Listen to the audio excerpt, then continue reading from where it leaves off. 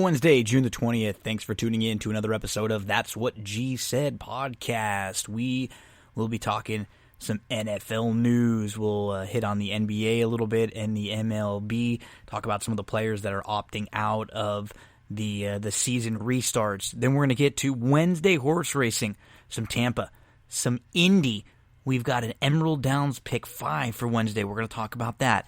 And then we will talk with our first guest on the show, and we're going to talk about Canterbury Wednesday and Thursday with Dave Handeland. We're going to hit the Wednesday card races 3 through 10. We're going to hit the pick 4 for Thursday. I'm going to talk some Belmont, some Woodbine, some Indy for Thursday. And then WCW Great American Bash 1996 with Andrew Champagne. Tons to talk about on this episode of That's What G Said podcast. Let's jump right into it. Big news in the world of the NFL. Cam Newton is headed to New England. He will be the new quarterback for the New England Patriots. No more Tom Brady. Cam Newton, not a bad pinch hitter coming in off the bench. Pro Football Focus has him number 2 in the highest rate of positively graded plays since 2006. And even in 2018, he had the 7th best passing grade in the NFL. He's someone that we feel like he hasn't been top tier for a while. He's had injuries. He's been banged up. This is a great contract for the Patriots. They were able to sign Cam to a 1-year deal that could earn him up to $7.5 million, but it's a ton of incentive. So Ian Rappaport said it's a bare minimum deal, 1 year worth up to $7.5 million. And if this is the Cam that is healthy and is a very good Cam, he could really help this team because he could do things for the team that Brady can't. He could help some of the receivers that maybe couldn't quite separate and get open. With Cam's ability to get out of the pocket to run, he could get them a little bit more separation. There could be a little more room for some of those receivers to work with. We know New England had a great defense. They weren't missing much. They needed a little bit more on the playmaking end, on the offensive side of the ball. And if Cam is healthy, if he's just the Cam that we saw at the beginning of 2018, not even MVP 2015 Cam, this could be a big help for a Patriots team that just needs some playmakers out there. I mean, we look back at Cam, he struggled in 2018. Overall, they ended up going 6-8 after he gets banged up, and 6-8 in the games that he starts. They were 11-5 back in 2017. They had a rough year in 2016. They would kind of go good, bad, good, bad. 2013 they were 12-4. Then they went 5-8-1 the following year. And then 2015, that was the year they went 15-1. And we saw Cam with the ability to have the run, pass, and the option to do both. And with his size and his strength and his athleticism and his instinct. This is a quarterback who, he's rushed for double-digit touchdowns twice. 14 touchdowns, 10 touchdowns. He also had another year with 8. He has hit over 700 yards 3 times. He's been over 500 yards, 6 different seasons. And it's all, every conversation about Cam now, between now and the start of the football season, is all going to be about, is he healthy? How healthy is he? Because we thought that it was going to be Stidham starting for the Patriots. And I think this move doesn't mean that the Patriots don't like Stidham. They looked around, and this was a move. They were able to sign Cam for basically a league minimum. If he plays well, if everything goes great, they end up paying him $7.5 million. If that's the case, they're going to be a good football team this year. It's a really win-win situation for the Patriots. It's worth taking a shot. If he's not healthy, if he's lost a step, if he's not quite as good as he was a few years back, you can take a swing with Stidham anyway, who you would have been handing the reins over to. This is a great opportunity for Cam to succeed under a good coaching staff. Belichick's the type that will build the offense around him and put him in places where he could succeed. They're going to be able to run the ball quite a bit. This should only help their running game. They have a strong defense. They weren't missing a whole lot. This helps them because I think this raises their floor quite a bit with someone like Cam coming in. And again, The conversation is going to continually be if he's healthy. Good storyline, fun storyline in the NFL. Right now, all these sports are starting to get back into swing, and there's a new daily fantasy app for prop bets. It's called Thrive Fantasy. You can download the Thrive Fantasy app on your phones, or you can go to thrivefantasy.com. What they've done is they have changed the way DFS is. They've set up a little something different. Instead of the traditional salary cap format, in this format, you build your lineup around a list of prop bets. So for every contest, you will choose the amount of prop bets that they have selected for you, and you're going to pick over or under on these props. If you're someone who bets props, if you're someone who plays fantasy sports, if you're someone who just watches sports and is very interested in getting a little action, you will love this. Each unique prop has an over or under point value assigned. You're going to be rewarded that point value if the prop is correct. It'll be something like Tom Brady will throw for over or under 250 yards, 100 for over, 80 for under, and then you will select which side you think, and then, of course, every one that you select, your points will add up. I always like to check when I have new sponsors and I'm working with new people, just to make sure everything's on the up and up. I've played in plenty of these contests myself. They have contests where you can get involved for $2, for $5. They have free roll contest. We're talking baseball, basketball, football, soccer, League of Legends, golf, everything you can think of. They have different contests for. You can play head-to-head matchups. You can play in contests where for $25 you have the opportunity to win thousands of dollars, just like any other DFS site. ThriveFantasy.com. The website Thrive Fantasy is the name of the app. And right now they're offering you a couple cool different things if you are interested in someone who loves to play. So through Friday, July the 3rd, you will get a $5 credit if you sign up and use the promo code GINO. If you deposit $10, you will get another $10 credit. So if you sign up, use the promo code GINO, you'll get $5 right away. If you deposit 10, you'll get another 10. You can get $15 just by signing up using the promo code GINO and then depositing 10. So you'll turn that $10 deposit into 25 immediately. You can get involved in all sorts of games. On Thursday, they have the round 1 at the Rocket Mortgage Classic for the PGA, a featured contest. Friday, they have League of Legends free rolls and rake free head-to-heads. Check them out, thrivefantasy.com or the Thrive Fantasy app. Make sure to use that promo code GINO. Our That's What G Said podcast best football movies bracket. It started with 64, and now we are down to 2. It is Remember the Titans, which defeated Varsity Blues in the Final Four, against Brian Song, which defeated Rudy in the other side of the Final Four. So it's Remember the Titans versus Brian Song in the best football movies.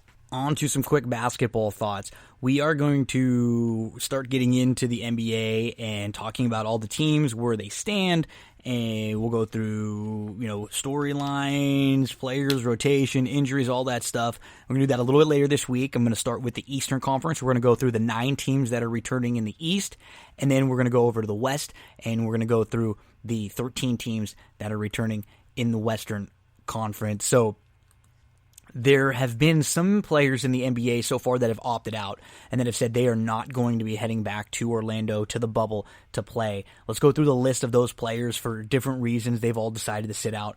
Trevor Ariza, currently involved in a custody case over his son, and he's committing to a 1-month visitation window with his child rather than rejoining his Blazers teammates. This was according to Woj. Davis Bertans, who plays for the Wizards, he's worried about an injury. He suffered 2 previous ACL injuries.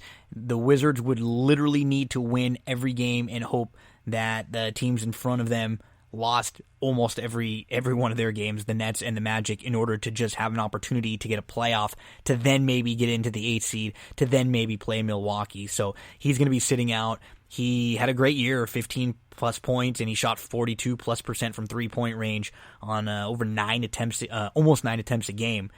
But they understand why he's sitting out. Avery Bradley for the Lakers. This is a big one for the Lakers. He was a starter. He's worried about his family. He will not play the rest of the season. His son Liam has a history of struggling to recover from respiratory illnesses. He said, as committed to my Laker teammates and the organization as I am, I play basketball for my family. At a time like this, I can't imagine making any decision that might put my family's health and well-being at even the slightest risk. Willie Cauley-Stein for the Mavericks. He is out. He will not be playing. His partner and Willie Cauley-Stein are expecting a baby in July. DeMarcus Cousins, he has said that he said that he was not going to play. Then they said that he hasn't ruled out signing and playing with the team. I guess we'll see how comfortable he feels still in the next few weeks getting back into shape. Wilson Chandler says the health and his well-being of his family has to come first, so he will not be playing for the Nets. DeAndre Jordan said that he will sit out after testing positive for COVID-19. He made his announcement after Spencer Dinwiddie said that he also has tested positive. Dinwiddie is under quarantine, and he's unsure if he will rejoin his teammates in Florida for the restart. There is your list of players so far who have opted out in the NBA. And just to set the scene a little bit, NBA schedules are out. Games start on Thursday, July the 30th. First two games, we'll get Lakers-Clippers, we'll get Utah-New Orleans, and then we'll get Lakers-Clippers. And then after that Thursday, we're going to get days where it's 6 games on Friday. We have 5 games on Saturday, 6 games on Sunday, 6 games Monday, 6 games Tuesday, 6 games Wednesday. Into the next week, 6 games Thursday, 6 games Friday, 5 games on Saturday. We have 7 games on a couple of days on Sunday, and then again on Tuesday. So everybody's going to get their 7 to 8 games in quick. The Lakers will actually only end up playing 71 games total, and I think a few of the teams will end up playing a total of 75 games. On the Eastern side, Milwaukee has a 6.5 game lead over Toronto. They're the 2 seed. Boston Celtics are the 3 seed. They're 9.5 behind Milwaukee. 4 seed is Miami Heat. They are 12 games behind Milwaukee, so they're 2.5 behind Boston. The Pacers are 14 games out of it. They're in the 5th seed. They are tied with the 76ers. They're both 14 out. Brooklyn Nets, we're going to look like a different Brooklyn Nets team, possibly missing Jordan, Dinwiddie. We'll see what's going on with him. We know Will Chandler won't be around also. Orlando Magic, they are 30 and 35. They are 23 games out of it. They're half of a game behind Brooklyn for the 7th spot, and then actually they are in the 8th spot, half a game behind Brooklyn, who's in the 7th spot. So Indy 5, Philly 6, Brooklyn 7, Orlando 8. The Wizards are the 9th seed. They're 5.5 games out of the 8th spot, and they are 24 and 40. And then on the other side, Lakers with the 1 seed. Clippers are the 2 seed. They're 5.5 games back, so it doesn't look like either of the 1 seeds should be in jeopardy. The Nuggets are the 3rd seed. They are 7 games behind the Lakers. They are a game and a half behind the Clippers. The Jazz are 8.5 out. They're a game and a half behind the Nuggets, so the Jazz are the 4th seed. OKC and Houston, they're tied for the 5th and the 6th spot. Behind them is Dallas in the 7th spot. The Grizzlies are in the 8th spot. And behind the Grizzlies, the teams chasing the Grizzlies that need to be within a couple of games in order to push a playoff. The Trailblazers are the 9th seed. The Pelicans are the 10th, and the Kings are the 11th, but they are all 3 tied. They are only 3.5 games behind Memphis.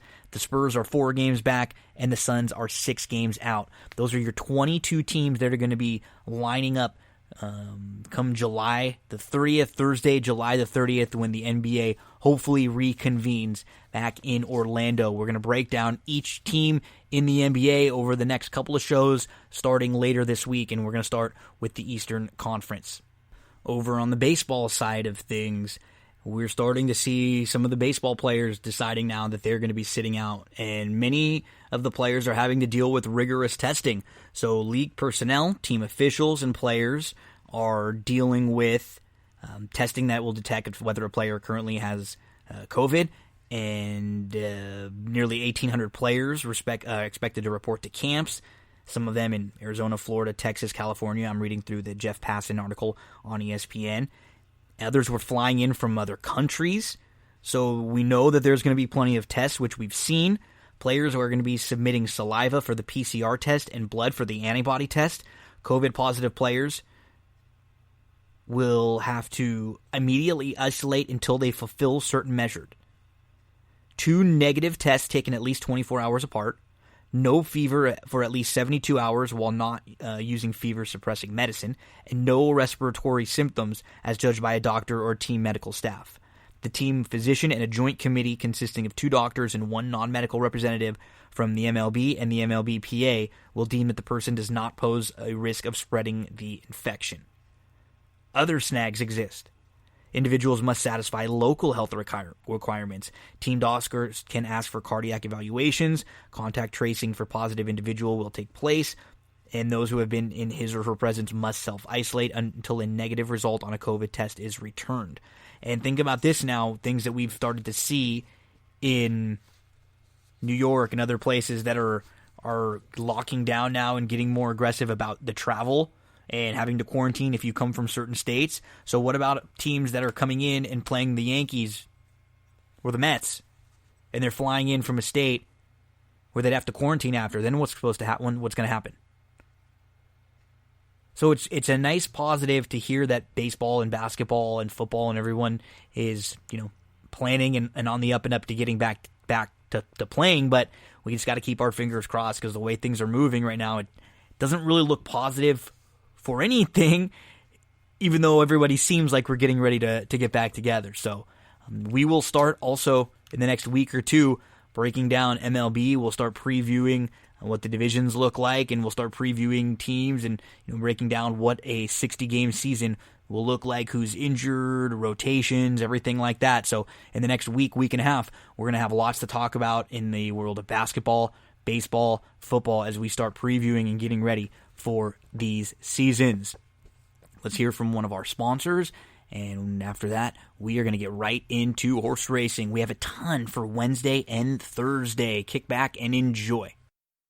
Just wanted to remind you about one of the sponsors of That's What G Said podcast, Sarah Candle Company. Visit sarahcandles.com, CERA candles.com. Use the promo code GINO for 10% off of your entire purchase. These are all-natural soy wax candles. They burn longer. They are better for you than the candles out there that have that traditional paraffin wax. I know the people from this company personally. I've grown up with them my whole life. They love candles, and the goal was to have an affordable candle that everyone can enjoy. Use that promo code GINO. My favorite is Fresh Roses. The Fresh Roses scent is awesome. If you're a horse racing fan, they got Del Mar in there. You ever want to know what Del Mar smells like, but you couldn't make it out there? Order your candle right now from Sarah Candle Company. The website, CERAcandles.com. SarahCandles.com. Promo code GINO for 10% off your purchase.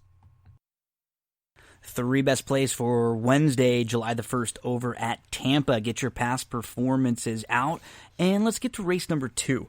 This is a maiden 25, fillies and mares, 3-year-olds and up, 6 furlongs the distance. I'm going to go to the 5 in here. She's a Lady Grizz. So she's raced 4 times. She debuts back in September of 2019 at Churchill against maiden 50s, and she didn't show a whole lot. But in her second career start, she stretched out, she went long, and she at least showed some route speed. So she has some semblance of speed. And they were going sub-23 that day, so not exactly just slow. June the 3rd, she comes back. She comes into a new barn. She has legitimate trouble in her first try since November. It's her first try for the new barn. It's her first try on the grass. And then last out, you have a slow start. She's about 10 lengths off of it early on. She's inside. She's 9th of 10. She's asked for a run. She moves in between horses, then 3 wide, 4 wide at the top of the lane, gets up for 3rd. This is not a strong group. If she's able to transfer that form back to the dirt, she's going to win this race. If she runs similar to anything that she's run in the last few, I think she's a horse who you can key on in some of the early exotics. A horse like Renee's in Heaven, sure, absolutely, she could win, but she's had her opportunities. First-time starter to the outside, Wild Embrace, yeah, she makes a little sense. Give me the horse, the 5. She's a Lady Grizz who's going to go 3rd start off the long layoff. I think could be set for a good effort. Cutting back, returning to the dirt. Let's go with the 5. She's a Lady Grizz. If we get anything around 3-1, we'll make a win wager. Let's move to race number 5, and let's go to the number 6, Not Telling. They're going to be going a mile in here on the turf course. These are maiden 16s. He's got to get the lead in here. There is just no other speed in this race. He's going to try the grass for the first time. He has 3 siblings. One was a 3-time winner on the grass. He has legitimate sprint speed. He was not far out in a few different sprint races. Last time out, he had a good start. He was right with the leaders, but a couple of others went. So he ends up sitting off on the inside, a couple of others, and he's chasing the 2-5 favorite, Evidence, who ends up drawing off and wins easily. I think this is a good spot for Not Telling. Try to steal this race up front. If you get 7-2, let's make a win wager on the number 6, Not Telling, in race number 5 at Tampa on Wednesday. Let's move to race number 9 on Wednesday over at Tampa, and I'm going to go to the number 8, Vintner. Last we saw him, he broke really well. He was 3 deep before. He was in between horses going into the turn. He got all the way up to second. He was only a length and a half off, and he was going pretty quick early on while he was pressing. And I think that was what ends up doing him in late. He's sitting a little too close to a pretty quick early pace. He has to take back a little more early on. That's what I'm hoping he does in this spot. He battled down inside. He kept trying hard. He was only beaten less than 2 lengths for all the money, even with a trip that was probably not exactly the type of trip he wanted. Expect him to sit a little bit more off today. That's Vintner, the number 8 in race number 9 at Tampa. 3 plays at Tampa. Second race, the 5, She's a Lady Grizz. 3-1 is the value line there. 5th race, the number 6, Not Telling. 7-2 is the value line there. 9th race, the number 8, Vintner. 5-2 is the value line there. Just want to let you know about Stable Duel. You've heard us talk about Stable Duel plenty on That's What G Said. Make sure to give them a follow on all social medias. Check them out on Twitter. Follow along. As soon as the Stable Duel daily games are up and running, you will know about it here on That's What G Said. But make sure to follow them so you will get all of that information ASAP. Stable Duel, play, race, win. If you didn't see my t-shirt that I posted on social media, the Degenerate t-shirt, you can get that t-shirt at StableDuel.com. Give it a look. Let's get you over to Wednesday, Indiana Grand, couple plays. So we'll start at race number 1 on Wednesday at Indiana Grand. Let's go to the 6, Bell in the City here. These are made in special weights. They're going 6 furlongs, and I think the 6 has a real shot to either steal this race, maybe get in front of a couple others in here, or sit a really good trip right behind them. So, Kinda Lucky is quick, Majestic Blend. It wouldn't be a shock if see either one of them show some speed in here. But I think Belle in the City has some real ability. So, look at the races back in 2018, before she was sent to the bench for a year and a half. She's right there with legitimately nice animals at Churchill and at Keeneland. She comes from off the pace a little bit. She's shown a little bit more speed in her last couple. I think it was because she was fresh and maybe they just handled her aggressively.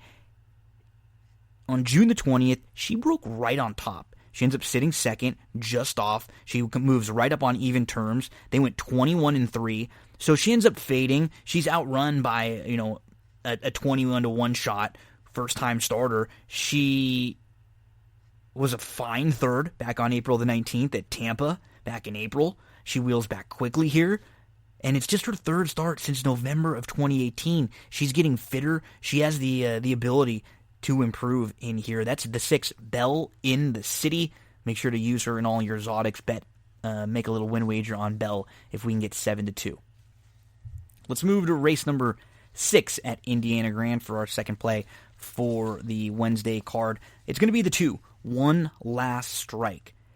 He's going to get back to the green, and I think that will really help him. The last time we saw him on the turf, it was at Churchill in a first-level allowance where he was behind a horse named Mr. Dumas. Mr. Dumas came right out of that race to win a Grade 3 next out. The races prior to that at Colonial and Ellis are really good. They stack up nicely with this one. And then in his last couple starts on the dirt, which I don't really consider in here, you just look at who he'd faced. He'd been facing horses who were super live and who came out of those races to win their next starts in Jungle Warfare and Dumpf. Great spot for the 2, One Last Strike in race number 6 at Indiana Grand. We'll make a win wager if we can get anything around 7-2. And then we move to race number 7. It's going to be the 1, Better Charge It, who draws the rail, first time gelding. I think they got to try to send hard from the inside. woke up last time out, has some really good races to fall back on. That 50 non-2 at Churchill, the first level allowance at Keeneland, anything remotely close to those would go a long way against this group. That's the number one, Better Charge It, who's got to try to send from the inside. The 6 Distant Shores shouldn't be too far out of it. KJ's Nobility will try to come run them down if they go too quick. I'm hoping the 1 can steal this race the first time gelding on the inside. Better Charge It. If we can get around 5-2, we'll make a win wager in race number 7 at Indy. That's your Indy for Wednesday. Let's get you over to Emerald Downs. They have a pick 5 carryover at Emerald on Wednesday. It's going to start in race number 6, so we had to take a little swing with the carryover there already. I think it was around $30,000, so expect some money to pour into that, and we have free money to take a swing at Emerald. Let's get you to race number 6. Past performance is out for July Let's get you race 6. I'm going to use 3 in here to kick off the pick 5. I do think the 5, Mika the Mistress, she looks like the one to catch. She was not far out of it, going 1,000 yards at Los Alamitos last out. She set the pace at Santa Anita a couple starts back. She's won at Emerald. She's won going 6 furlongs, so the distance does not concern me in here. If she clears the field, she can sneak away from a group like this. Make sure to include her with the top rider jumping aboard. Mika the Mistress. Take a look there. The 2, Coilette on the drop-in class, obviously a top contender in here. And the 4, Emma's a Beast. She looks like probably the most logical winner in the race. I think she will come closing. She was behind an X'd out winner last time out at Golden Gate. She's got a little recency when many do not. Emma's a Beast. 5-2-4 in that first leg of the pick 5 sequence at Emerald. In race number 7, I'm going to spread out a little bit. The 9 horse is going to be my top selection in here. That's Brothers, who's adding the blinkers, and I think has the opportunity to just clear this field. The 1, Spitting Image, the first-time starter, I'm going to be using everywhere. This Damn Flying Memo, she was a 2-time winner. She won her debut going 3.5 furlongs at Hastings, and then she actually won a race at Emerald Downs. She had a win, a couple seconds, and a third at Emerald in a few starts there. The foals that she produced are a combined 21 for 79. They've earned $355,000. There are 6 of them, and they are all winners. 5 of them are multiple winners. Spitting Image, I'm going to be using in all the exotics. The number 4, the Metal Man. He's the only horse that has a race this year. If the rest of this field may need a race because they have not been out on the track since July, August, the Metal Man might just be a little more fit. He, on January the 19th, ran a race that would be very competitive with this kind of a group, and then he came back and he was okay 4th, but he didn't really have the best of trips that day. Make sure to use the Metal Man in your exotics. The 2, Frolic and Detour, coming off the bench, that would be the next one, dropping out of Stakes Company. The 10, Time and Time Again, would also make some sense in here, coming out of a strong race. But I do think we might be able to get through this race with a couple price opportunities here. So I'm going to try 149, and then I'll use the 210 on another ticket. But 149 here, the major players for me. In race number 8, I think this is a formful race. To me, the Lucarelli horses look to be really tough in here. Irish Terrier probably will come closing, but Golden Cowboy has an opportunity to sneak away in a race that just does not have a whole lot of speed on paper. So I think we can use 2-3 and try to get through this 8th race. And then in the 9th race, I'm going to go all. I thought this was a really difficult race. If I had to cut down a little bit, it would be Magical Spell, the 1, the 3, Lady Campbell, and the 5, For You Only, but no real strong opinion here. So this is an all race, because in the 10th race, I think we can single Stand in Your Love. There's really no other speed in this field. Maybe the rail. I think Stand in Your Love will sit right behind, cutting back, should be fit, has shown the ability to be right off of it in a sprint. So Stand in Your Love, going to be really, really tough in the 10th to close things out. So we'll look at a pick 5 at Emerald that will use the 2-4-5 in race 6, with the 1-4-9 in the 7th, with the 2-3 in the 8th, with all in the 9th, single the 4 in race number 10. And maybe you come back and play another ticket where you go something like 2-4-5 with 1-2-4-9-10 with the 3, with the 1-3-5, with the 1-3-4-6. I generally will play a couple different approaches when I put in some pick five. So that's your Wednesday over at Emerald. Now we're going to head to Canterbury, and we're going to talk to Dave Handeland. We're going to go through Canterbury's Wednesday card, which is awesome. There are 4 stakes races. They have an all-stakes pick 4, and then they have the low takeout pick 5 at the end of that. Make sure to give this card a look. We're going to go through Canterbury Wednesday. Enjoy. Horse players are excited out there because Canterbury Park is got this new 10% low takeout pick 5 wager. It is the lowest wager as far as takeout is concerned in the United States, and it is something that definitely drew my attention. So you heard us talk about this pick 5 for the last few weeks. Last week we had Brian Aragoni on to talk about the Wednesday and Thursday race. This week we're going to have Dave Handeland on to talk Real Sports Dave on Twitter. Dave, how you doing? I am doing good. Thank you for having me, Gino. It's exciting. I appreciate you joining me. We had some technical difficulties for a little getting through this, but hey, you know what? I feel like that means we're gonna give some winners out to the folks, because there's a reason why we got through and battled through and made it to be able to give out our pick fives for and our thoughts on the Wednesday and Thursday. So there must be some good hidden nuggets in there. There should be. Like getting this call set up was almost like the Gulfstream Park poster egg of getting there. Like you feel like we're there, and then they circle 2 more times, and then we were both ready an hour ago, and then circle, and then we got a rider change, and all of a sudden we're good to go. And all right, now it's showtime. Okay, so for the folks out there who don't know Dave, who is Dave? Let us know. How do you get into horse racing? You're over there in Minnesota now. You're talking Canterbury, covering Canterbury a lot. So just give us your background. I always like to know how people find their way into horse racing. Yeah, so background, I probably started following horse racing when I was kind of midway through high school. I had a family friend who was into horse racing. I would think the first horse that really got my attention was, I think, Fusaichi Pegasus was where kind of what brought me in. Then I fell in love with Rock Hard 10. And then we grew up in southern Minnesota, started coming up to Canterbury Park, probably late 90s. And that was kind of where the seed was planted. And I've been for 20 some years going to Canterbury and loving it. It's kind of, you meet your family, different side of your family at the track. I met my wife at the track, got engaged at the track. And so it's been great. I love Canterbury Park. The people there are great. I've been to other horse racing tracks, but maybe it's because I have more of an inside feel of it. It just feels like a sense of like family and community there.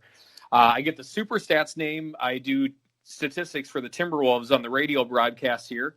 So in the 15 years I worked for the Timberwolves, I've worked 2 playoff home games in my life. Oh, so my losing percentage there is even worse than my losing percentage at the track. So I didn't even know that. I'm looking forward to bringing you back one day to talk some basketball too. I'm excited that hopefully basketball is getting the ramp back up as a Laker fan. So fingers crossed there.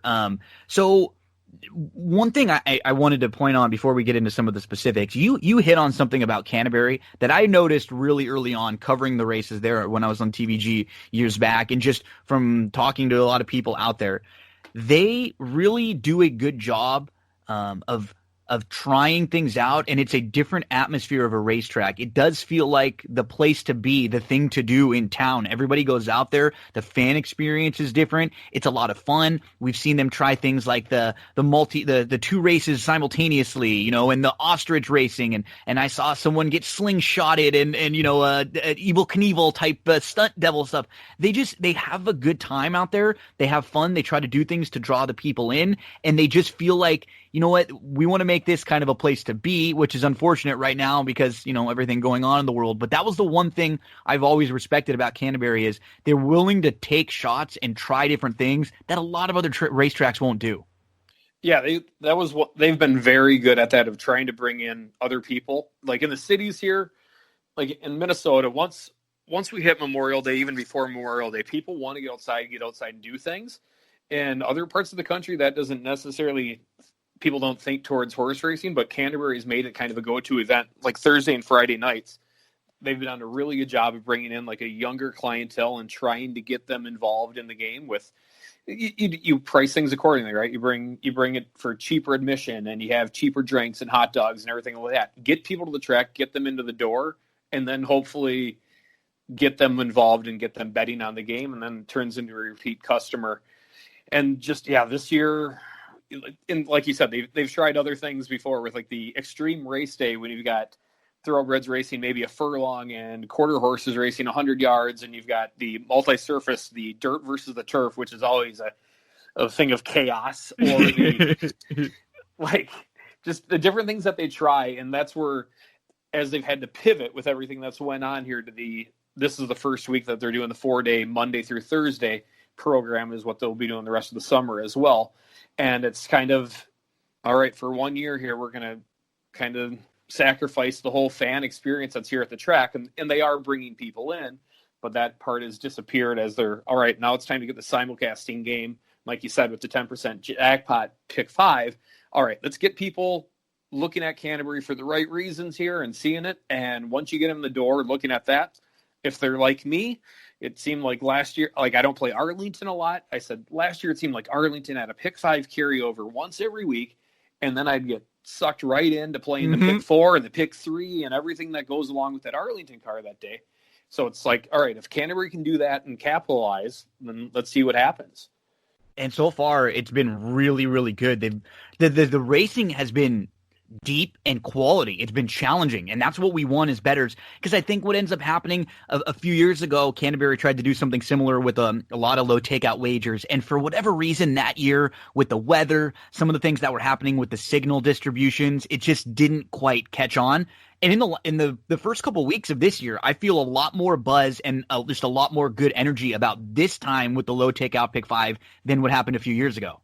Yeah, that was exactly right. I think you hit on that with BA last week, and just saying that it was when they tried that low takeout before, it backfired with the weather, and it just, with low fields, it doesn't matter kind of what the takeout. If you're having 5-6 horse fields, people just tend to stay away from it. If I'm jumping in randomly on something, I'm not jumping in on a 6 horse race across the country at a track I may not know.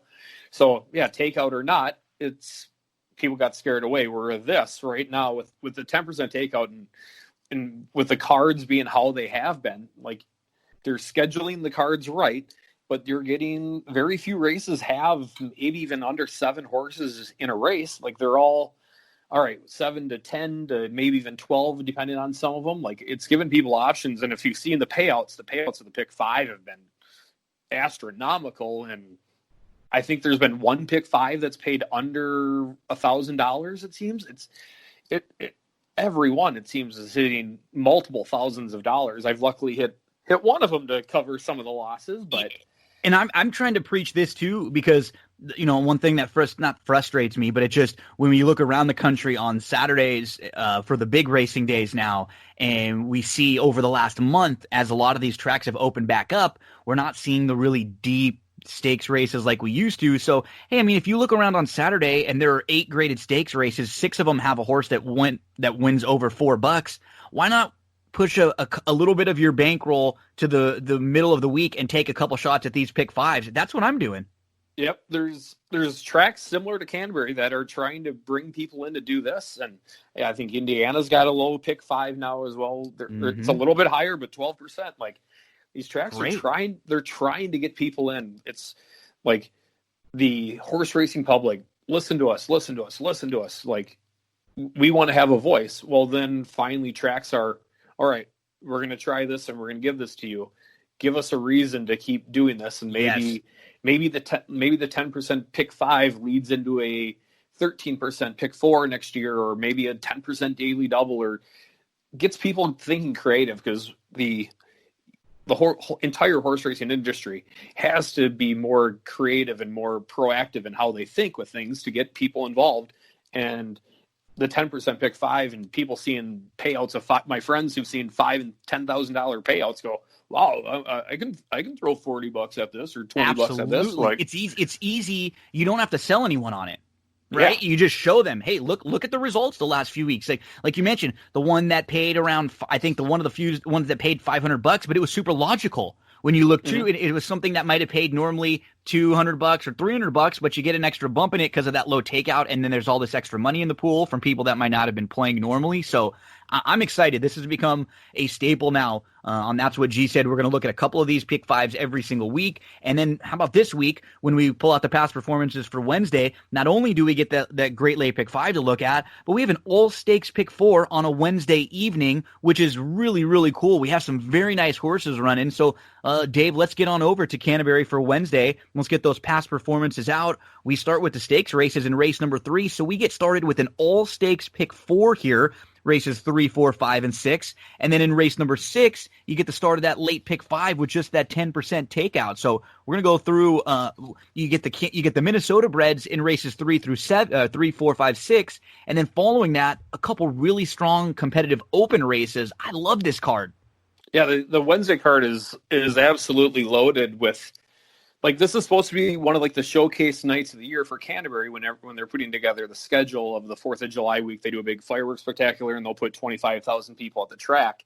And so this is supposed to be one of the highlights of that. We're obviously not going to have that. But yeah, if getting into it, like when I think of the big nights at Canterbury and the big racing days, you think of Hall of Fame trainer Mac Robertson. He's a winning machine at Canterbury. He's had success around the country at other tracks. But when it comes to Minnesota and especially state-bred Minnesota races, Mac has a lock on these like no other. Like, and he's loaded all night. And he's loaded. Too. He's loaded all night. As I was going through doing my picks, I'm like, oh my God, another Mac horse. Like every race, yeah. Like, because it is. He's got clientele and he's got horses, but he also gets them to perform. Which, if you can get your good horses to run, then you just have to get creative on how you play them. Maybe you put stuff underneath or with other races, and that's what we're going to try to do, Gino. We're going to try to get people some money and try to play along and have some fun. Well, let's start in race number 3, and one of the major players in this race is a Mac Robinson, and that's Defend the Rose. Looks like the 2 horses from the outside, they'll probably take the bulk of the money in here. They've actually faced each other a couple times last year, and I believe they split decisions against each other, and it looks like Defend the Rose, maybe a little more speedy. Rush Hour Traffic will sit a little bit. But what's interesting, Dave, is they're both coming off of clunkers. They both just missed the break completely in their last start, and they just did not really run well at all. So we're expecting them to bounce back. And they're very well spotted, though, to the outside. Tough to really knock either one of them. Yeah, tough to knock either. They were going to be my top 2 picks in here. The one thing for the listeners to know is Wednesday we are expecting some rain potentially at Canterbury. So depending on how things go, like pay attention to where it is because it's like a 50% chance of rain all day. But Defend the Rose is my top pick in my selection. And it did it. He completely missed a break, or she completely missed a break. The other. And then kind of rushed up. There was, but had to check twice. Like, so I know it says blocked at the 1/8. She came back, tried to fight in, got blocked again, and was full of horse, and just had enough things go wrong in a 5.5 furlong race. If you have one thing go wrong, you might be able to overcome it. You have 3 things go wrong and rip that ticket up. Yep. So I think that's going to be mine. I'm questionable on the wet track where Rush Hour Traffic has at least the win on the wet track. But yeah, the defender, Canchari, Mac, like Canchari struggled for the last, I would say 6-7 months, but it seemed like he started to get his groove back. And then he's been moonlighting with Prairie Meadows and Canterbury. And he started winning at Prairie Meadows. And now that he's coming back for the big money races, I believe Canchari is going to give Defend the Rose the victory circle. The Rush Hour Traffic, yes.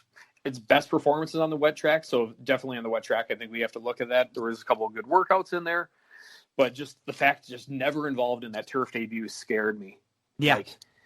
You want to see a little bit more. Yeah, it was just a squeeze back at the start behind, but just never got into it. Normally when horses, even if she finishes dead last, but she makes like a slight middle move into it and then fades. But I agree with you. It was a little disappointing because you just saw nothing. Yeah, just nothing. And that's tough, especially if somebody's going to go real short in there and maybe you're going to try to play against Defend the Rose.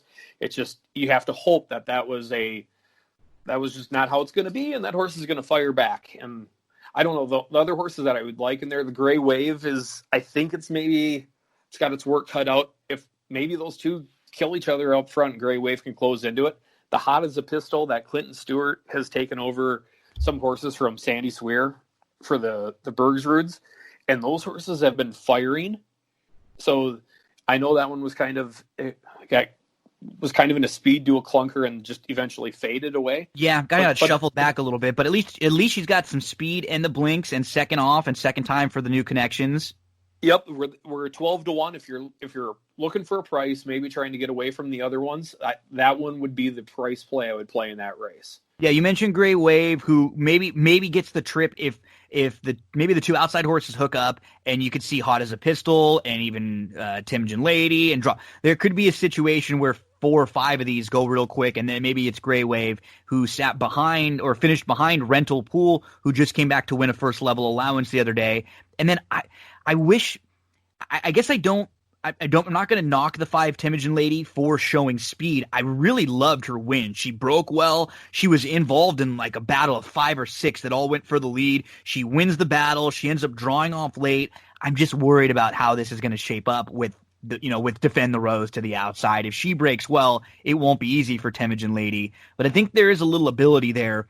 I feel like the main horse in this race, the most important horse in this race, though, is Defend the Rose. You mentioned that brutal trip that she had, Dave. I mean, she really did. She missed the break, then she moved through. She tried like 2 or 3 different times trying to find a way, couldn't get a seam into a tight spot, and just flat late after nowhere to go. So she's the one to beat.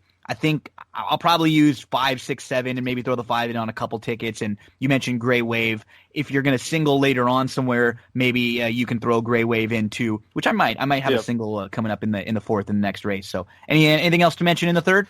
I think that's probably about it for there. Yeah. Let's go to race number. Yeah, race number 4 here, and we'll start with the horse who will probably take a ton of money from the inside, Mac Robertson again, who comes in from Oaklawn, where you see some of these Oaklawn races, and that's one thing we've noticed early on at Canterbury. The horses that come in from Oaklawn, not only are they facing horses on a little bit tougher circuit, but those Oaklawn races in particular this year, when a lot of the other racetracks were shut down, they were 2 or 3 times as deep and as tough as the normal Oaklawn races. So, I mean, you see a horse like Happy Hour Cowboy, who just hooked no parole, who came right out of that race to win a graded stakes and look impressive at Belmont. Yeah, the Happy Hour Cowboy doing that, like you said about Oaklawn, like there's people who were maybe pointing towards Keeneland who had to abort those plans, and then they shipped their stuff to Oaklawn instead. And so that Oaklawn, the entire meet was absolutely loaded and full fields, and that was a lot of fun. It was tough, but it was fun. And that's, the Happy Hour Cowboy racing down there. You noted the no parole, because I had that on one of my notes for, last week we saw that horse, and the Woody Stevens put on a show, and the work's going up to it. So, that's going to be, I'm trying to catch plays, I think, later on in the card here, but the one, Happy Hour Cowboy for Bob Lindgren, is a homebred for them. This horse last year against Minbreds, it lost right away, and then it won twice. I think this horse is working to come back since the Oaklawn. This one's going to be coming back and should be primed for a big effort here. Canchari again, he's going to try to be the double on my ticket. So if I potentially go that Mac horse is how I'm going to start here. The horse that I keep toying around with, Gino, is number 7, Lil Ninja. Yeah. There's more there. There's more there than what it is. Mm-hmm. So I keep kind of coming back to that of what happens if this horse actually is ready to fire? In its debut, it beat Big Falcon Rocket. What did Big Falcon Rocket do? It beat Happy Hour Honey, and so. All right, well, he beat the one, or she beat the one who could beat the other. Why maybe fires here again? And what I like about Little Ninja too, and I'm going to use in my exotics is, so you race in June of 2019, you're super impressive, and then something goes wrong because you don't come back till September, and you're okay, and then again you don't race from September to June, and now that he's got that race under his belt, he has the opportunity to be a lot more fit. This is really the first time he's ever going to be able to put 2 starts together. He showed some speed, he was in between horses, and then he got shuffled back, he lost a few lengths, and he couldn't re-rally. But I'm with you. I kept looking towards him knowing that there's just more. Maybe he doesn't show it on Wednesday night, but one of these days I think you're going to get a big effort from Little Ninja, and if you're going to get 5 or 6 to 1, I think he's worthy of some inclusion in there. Yep, I think definitely as a player, and especially if the win was on the slop. So if the track does come up wet, that's definitely one I think to keep in there. Of all right, might be 6-1 on the morning line, but maybe should be more 3-1. Because I'm not really a fan of the two. We'll see on that. I know Cody Rosen has taken over some horses, but this one last year when a success here in Minnesota was Joe Sharp. So we'll see now. Sharp is not here at the track this year. So, yeah, Cody Rosen taking that over. I just don't know what that one's going to be. The weekend ride, the 3-horse, had to grind away in that same race against Little Ninja a couple weeks ago. Kind of just hung out wide, was effective in the first race off the year-long layoff.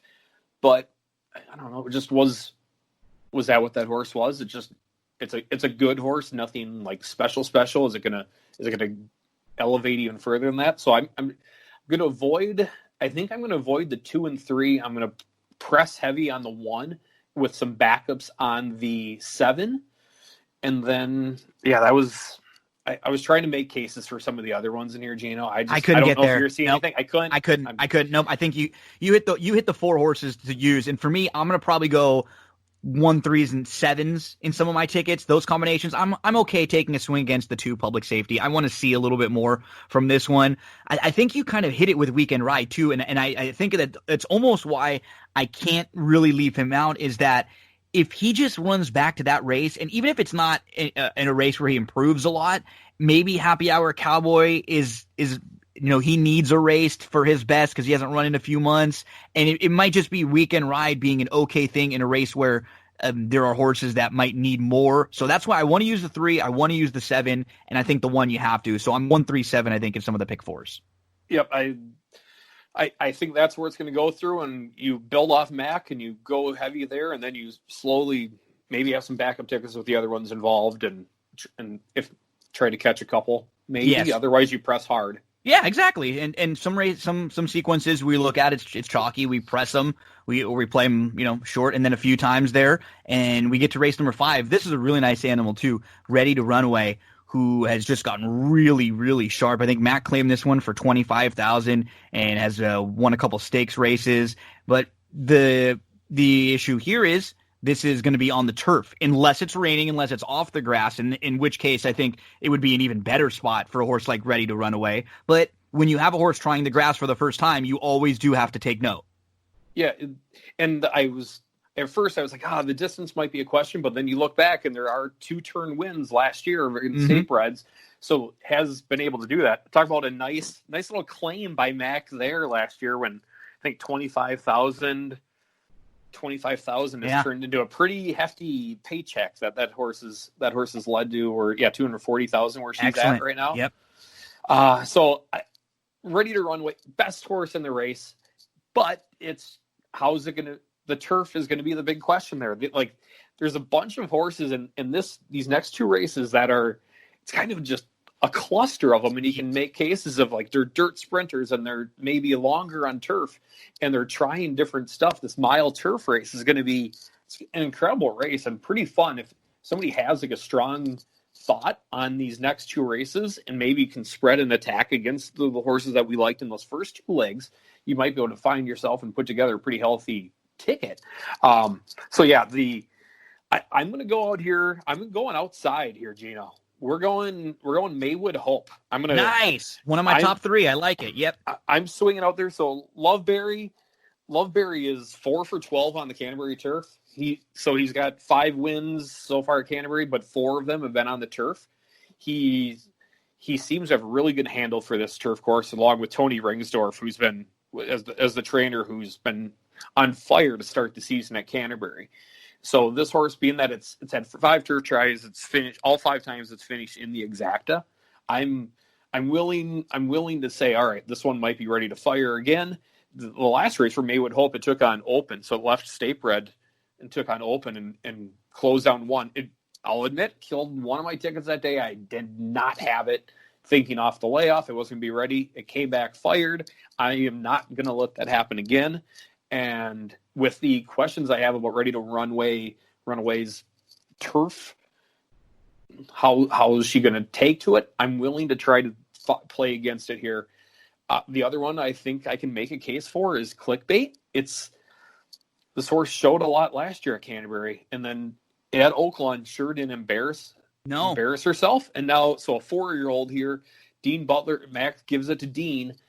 I think Dean's going to try to get this. I believe this horse has scratched out at 2 prior races at Canterbury this year so far. Yes, I think so. Mm-hmm. So, all right, if they chose this spot and this is a spot ready to go, it all guns forward on that one. Where I would not be afraid of going short in here and maybe just using the 1 and the 8 and seeing what happens. Yeah. Granted, if it comes off, then I do. If the main track only the 2, if it comes off, I think the 2. Clint Stewart, that's kind of that same angle earlier. We're taking the horse off of Swear, and he seemed to improve them. I think the 2's 1 and good before. I think 2 at the distance in the wet conditions could be all right. You hit the 8, Maywood Hope. I'm glad you did. Because if you look at the way this race could shape up on paper, as far from early speed, I mean, Clickbait from the rail is probably going to be flashing some early speed. We know Ready to Run Away is going to be there. First Hunter is not exactly slow. Carriage has some speed going longer. Aria Gia is going to be flying. Honey Sock's Appeal towards the outside has a little speed if they want to show it. They could be going really quick. It could set up nicely for Maywood Hope. I'm going to use the 8 on a lot of my tickets. I will use the 3 Ready to Run Away on most. The horse that I think is a big bust-out long shot I'll give a shot to, too, is the 5, First Mate. So First Mate has only tried the grass 1 time, and in that race defeated Honey Sock's Appeal and First Hunter. And I think First Mate is just worth giving another shot on the grass here. She got her prep race out of the way, and I think because she got beat by 8 lengths by Ready to Run Away last time out, some folks might dismiss her a little bit. But remember, that was just the first start for the new connections. That was the first start since September, and she's going to take a shot on the grass here where she ran the best race of her career on the grass, going 7.5 furlongs right here over this turf course at Canterbury. I think First Mate is worth throwing into your exotics. You mentioned the 8 Maywood Hope. I'm glad you did. I really have no knocks on the 1 Clickbait from the inside. I think we feel pretty similar about this race with probably combinations of maybe those 4 horses. And I guess even like Carriage, like the 6 horse, another 15-1 horse. Like last year, Canterbury Turf, this horse seemed to figure out its mojo and find how to run on that. And it's faced Open Company the last 2 starts. Open Company, like yep. You can make, if somebody wants to play against Ready to Run Away here and hit the all button, I definitely won't fault them for that, because you can make cases for a bunch of the horses in here. Yes. The horse that I struggle the most probably is just REG, the 7. Is just I think that she is more of just the sprinter, the dirt sprinter, and I just don't know if she's going to take to this, especially with the distance, even on the turf or off the turf. I think the 7 is the one that I would not use, but you can make a case for everything else. Even, heck, the 4 First Hunter.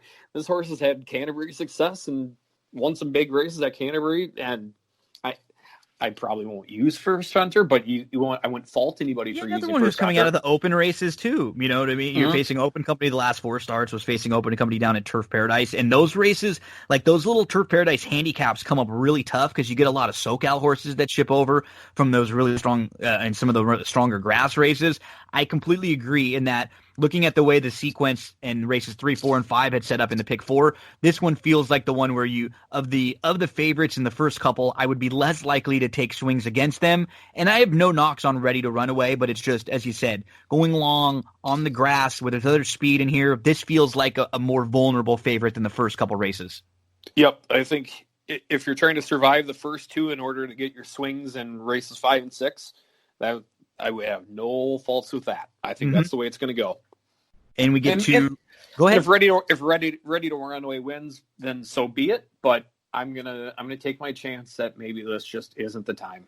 Yep, and you can't play chalk all the way through and expect to make a lot of money unless you're literally going to single all the way through. And it's the thing, if you don't like a horse at 8-5 in that spot, just move on. You're gonna find other horses at 8-5 that you'll like better. I can promise you that.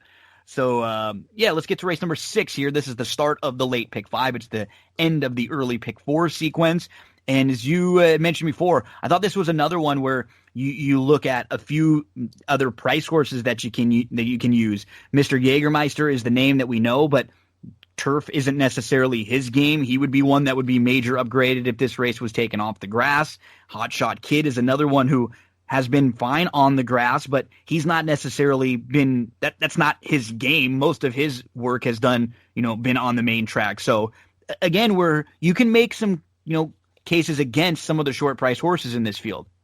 Yeah, you can make cases, and look at Hot Shot Kid and Jägermeister. They're both Minnesota breds who've won over $550,000, which is a heck of a number that these two, for longevity, have been able to keep plucking around and keep picking up the big paychecks.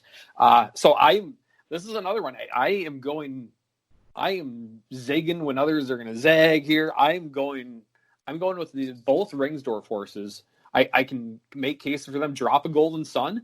I think we're same here too. Really? Yep. Yes. Yeah. America, we did not talk about this prior. We didn't discuss it at all. Yeah. we found kind of the same. So I'll hear your angles here, but yeah, Drop a Golden Sun, I think, is going to be primed with Rye Eichelberry getting the call, and then Tuco Bay. Like this horse kind of grinds, and I believe this is going to be its best shot. It won't beat Hot Shot Kid and Jägermeister going shorter on the dirt, but you know what? This race isn't shorter on the dirt. It's longer on the turf, and I believe maybe plays into its game of get Loveberry again. So maybe if it goes the Loveberry double in races 5 and 6, I will not argue that. So yeah, no. I'm gonna swing against the big boys there, and I'm gonna go with those two on top. And I can see weird stuff happen. I don't know, like, for the people who look at AP as loose and see that and the success. It's been a 22 of 25 times it's hit the win, place, or show at Canterbury. I don't think they were planning on running that horse again this year, and then they had a change of foot. I think last year was supposed to be it, and so they're bringing it back for maybe one last hurrah. And I just don't know.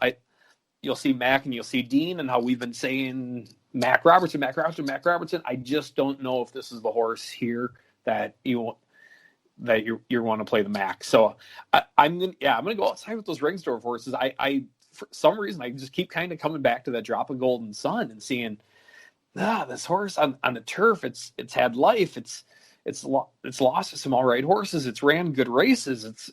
Maybe it's going to sit right off of Jägermeister and try to pounce when maybe Jägermeister's not going to want that last furlong. Maybe Drop a Golden Sun can pounce, and yeah, who knows about Tuco Bay? I think ready as well. I feel the very similar in that what I like about the Rangsdorf horses in this spot is that they very well complement each other with their running styles too. So I'd imagine that the game plan has got to be with Eichelberry, okay, let's get aggressive with Drop of Golden Sun, and we'll either be right on the lead, or if anybody else goes, we can sit right behind them. This is a horse who showed legitimate sprint speed, going sub 45 6.5 furlongs last time out, and we've seen the horse had success going longer on the grass also. I have no issue using Drop of Golden Sun in all of your exotics. I have picked second right behind Tuco Bay. And the real key for me is going back to that July 3rd race where Tuco Bay raced against Hot Shot Kid and AP is loose and ran really well, was only beaten 3/4 of a length and had legitimate trouble that day. Was inside, was mid-pack, kind of had to wait for room, didn't have the smoothest of journeys. And I think looking at that race, when they hooked up against each other on the grass, any improvement at all for Tuco Bay with this new barn now, second off the bench, was chasing a speed horse last time going along on the dirt. I think there are plenty of things to like about the 10 Tuco Bay. We feel very similar in that I'm okay, looking at those two going 8-10. I do think the 10's going to get bet a little bit. Probably more like 4 or 5 to 1, I think. But in a race like this, everybody knows Mr. Jägermeister. Everybody knows Hot Shot Kid. So those two horses are going to take a lot of money. Yeah, the favorites, I believe, are going to take money. I don't know about the odds on Tuco Bay. I don't know if it's going to be down to 4 to 1. 6 to 1, you're right, because maybe they're going to take their money, those two, and they're going to get bet because they're the name. So we should get great prices on Drop a Golden Sun, Tuco Bay, and this could be that separator race in the last leg of the pick 4 and in the start of the pick 5. So this is a pivotal race for those of us playing the exotics on Wednesday night at Canterbury. We want to make sure we get this one right so we can connect on that early pick 4, that stakes pick 4, the middle one, and then we can start this late pick 5 with a really nice price. Go ahead. With the pick, the early pick 4, the pick 6, the jackpot pick 6 is included on this. The start of the pick 5, everything. People want to hunker down in race 6. It's going to going to be a big swayer on how people's nights are going to go. So race number 7 is a group of Minnesota breds, fillies, and mares, 3-year-olds and up. And Miss Kayla Time, she's been really good in all of her starts for Mac Robinson. I think she's probably the one to beat from the rail in here. She had a really nice return to the races, and she just couldn't get to a horse who just drew off and was impressive. But the 3 is a first-time starter that looks very, very live. The 5 would be No Shock, who had a little bit of a troubled trip. I thought the 8 and the 9, both are very logical in this spot. So I didn't think this was the easiest race in the world. You didn't even talk about your horse, the H, the styling and profiling. Woo! Yeah, a little trouble. Woo!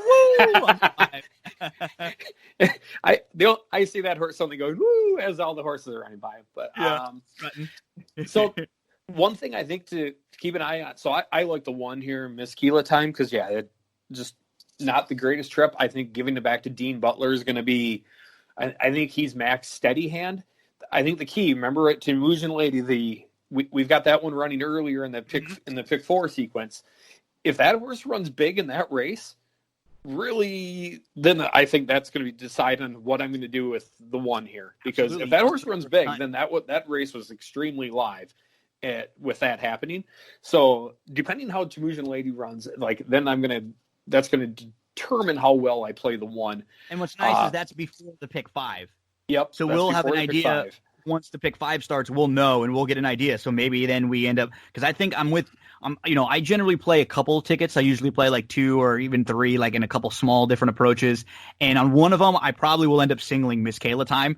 I do think you can go, 3, 5, 8 would be my other next tier of horses. But as you said, if that race comes back good, and she's been good in all of her starts, she has had legitimate excuses for not winning too. So just a better trip, she probably gets the job done. Yep, better trip, just gets it done. Like, I guess the conference is Tacitus, right? Just maybe a horse, and granted, it's a completely different level, but maybe just always finds problem because it just finds problems. You're right. It's just not meant to win. And it's meant to run second and third and run hard and have an excuse. The Mac horses are all going to be extremely tough in here. The 1, I know the 9 has showed speed on its debut this year and has showed speed. I just don't know about the distance on it. That's the one that me too. Yeah. The one that I kind of get teased around is the 6, Sober Peace. If anybody's looking for a price, sure. That horse out of that same race we've been keep going back to, and that horse is right next to Delusion Lady, and it was in the mix, and then eventually just gave in.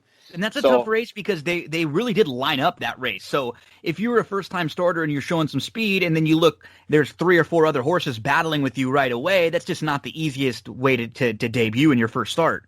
Yeah, and some got out of there and continued on, and some maybe just freaked them out a little bit. So I might be 20-1 on there, but definitely I think as usual, if somebody's looking to go multiple horses deep and trying to maybe beat one of the Mac runners, I would the Sober Piece 6. I definitely can see that being maybe one of the price plays in there. It seems like every night in this pick 5, there's some price that comes in that you maybe don't see it coming, and maybe that ends up being it here. The Mac horses get too much respect, and then you can find something to go against it. Yeah, the 3, the first timer, the dam of this one, Classic Threat, was 4 for 6, was a multiple stakes winner. She's produced 11 foals, 10 of them are winners, 8 of them are multiple winners, and they've all combined for over $1 million in earnings. And this horse is training well, and they get Kinshari aboard for Mac. We talked a little bit about styling and profiling. She had a bad start. She got squeezed back. Then she moved right up onto the heels of a rival. She was tucked inside. She moved in between and then around. She had an eventful trip. That was just her first start for the new barn and her first start since September. And then maybe Hunter's Hellcat, who was just beaten a neck last time out and made a big wide late sustained rally and just missed. And this was a filly who's actually faced Open Company a few times, and that was her first try against Minnesota bred. So, yeah, we mentioned most in here, but Miss Kayla Time does feel like the one to beat, no doubt about it. Wouldn't be a race where I'm taking a shot against the favorite in any way, shape, or form. Let's move to race number 8. We're gonna go 5 furlongs on the turf, optional claimers, 20,000 on 2. I thought the 4, 5, and the 6 are gonna take the bulk of the money in here, you'd imagine. And these are a couple nice animals. The 4, I think I prefer the most. I think she might be able to just run them right off their feet at 5 furlongs, and that's why I think the 5 furlongs is the key. She loves this Canterbury turf course. There is some speed with Full of Grace, with Sassy Seneca. I just think she might be a little bit quicker, and if they're all in chase mode, they could be chasing a very, very fast, nice 5-year-old mare. She can fly. The race that jumps off the page to me is when I see Hot Shot Anna. That's a multiple graded stakes winner, and 50 Shades of Grace was right up in the mix with her battling and ended up finishing 3rd that day. So for me, I'm going to kind of start with the 4 in here. No, that was where I started as well. The thing that made me a little bit leery is just how I know Val dropped it in for the tag down there at Turf Paradise. I agree. It just seems a little weird. Yeah, that bothered me a little bit. Regressed maybe a little bit. Yeah. And so that gives me a little bit, but I don't know. Lindsay stays aboard. It's not like the horse is falling off that much. No. And maybe just getting back to the 5 furlongs is just, like you said, going to just run them off the feet. The 5, some say so, is going to be tough. This was one. So this horse had been really good and then kind of became a losing machine and just it was off. Well, Rosen got it back, and he was also the breeder of it. And I thought, maybe what's the chance? This is the pick 5 that I hit. It was the final leg with Some Say So. And okay, what's the chances that maybe like the human element comes in, Gino, and you get a little bit of TLC with the horse where, all right, this horse has been all around and it's finally back with the people who bred him. Yep. Or bred her, and maybe something just clicks and that gets her back on track. And like sat a good trip last time, and then just and she should again, was right? Way too much, yeah. And I think totally should be if the 4 is not ready to go. I did like Sassy Seneca, but 3 years old facing older might have its work cut out. But look at who she competed against down there at Oaklawn, like Edgeway and Charming Lady, like. That was a good race and definitely stakes animals. Yep. Yeah, like nothing to be ashamed of with their one at Canterbury last year, open company, easy as can be, and has been working all right. And yeah, the Oaklawn form, like look at like Mac brought her back off of a 6-month layoff to be in a 120,000 the Dixie Belle, and she went off at 4-1 in there. Like there was. She's talented. She's talented. Sure. So we'll see on this on how she actually takes to the turf. Not really bred for turf, but I think that one could be an option as well if somebody's looking for something else. Completely agree. I had 4, 5, 7, and 8 as to include. I'm a little concerned with the one from the rail going 5 furlongs. I'm not sure what kind of a trip she'll work out.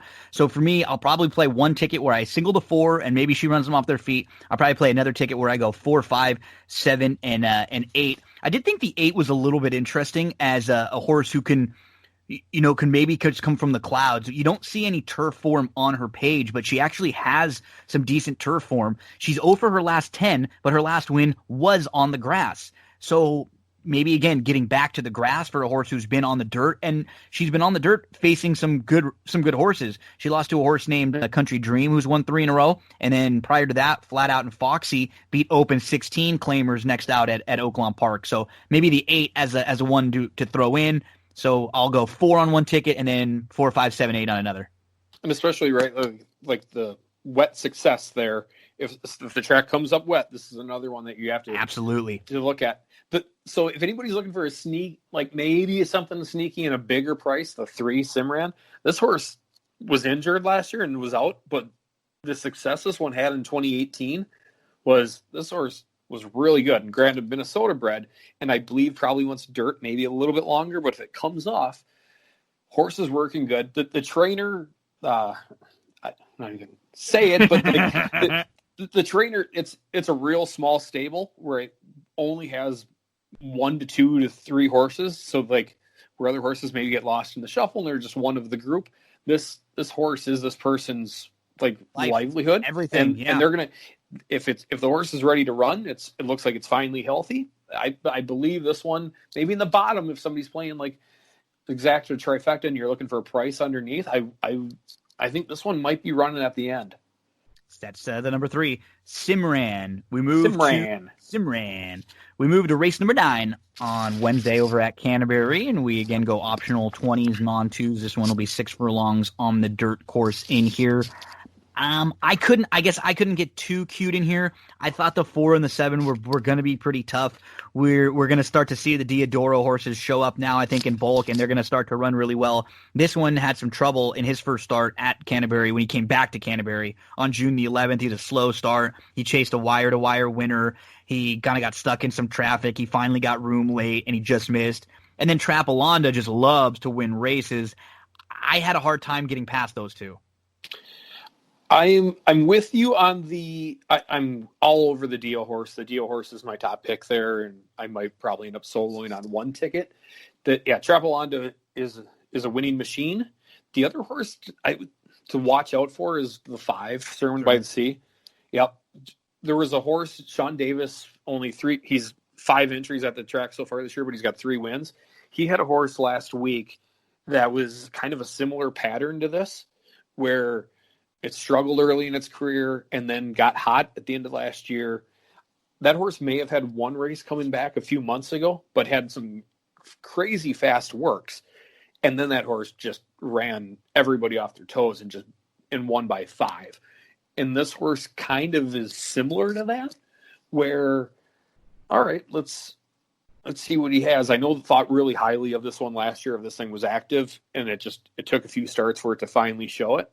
And now that this thing is working and ready to go again, if the deal loses, I believe it's going to be by the 5.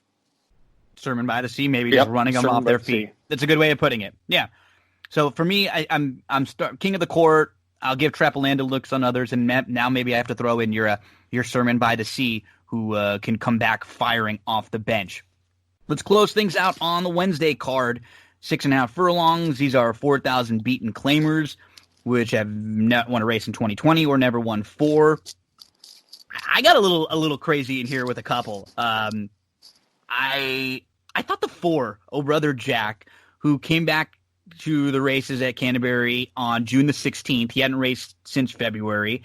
And his races right before at Turf Paradise, they weren't great. But he had some trouble on February the 24th.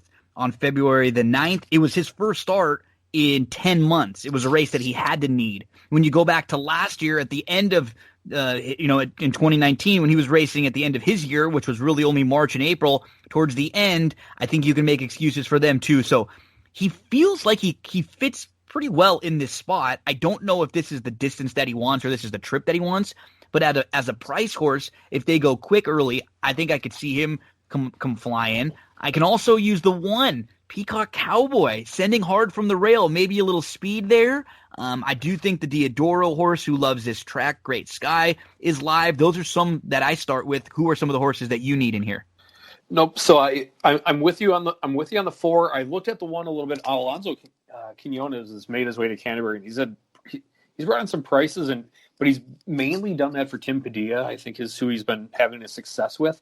So I kind of shied away from there. I thought the 2 Blue Eclipse 5-2. It's not like I'm pointing at anything crazy there, but this horse was very competitive in the Minnesota main special weights last year, and then seemed to find its vibe and win towards the end of the year, and then raced a cheap Delta Downs level and won, and then took on some open company, and then came back here to Minnesota and was 6-1 in a race that we've pegged a couple horses out of.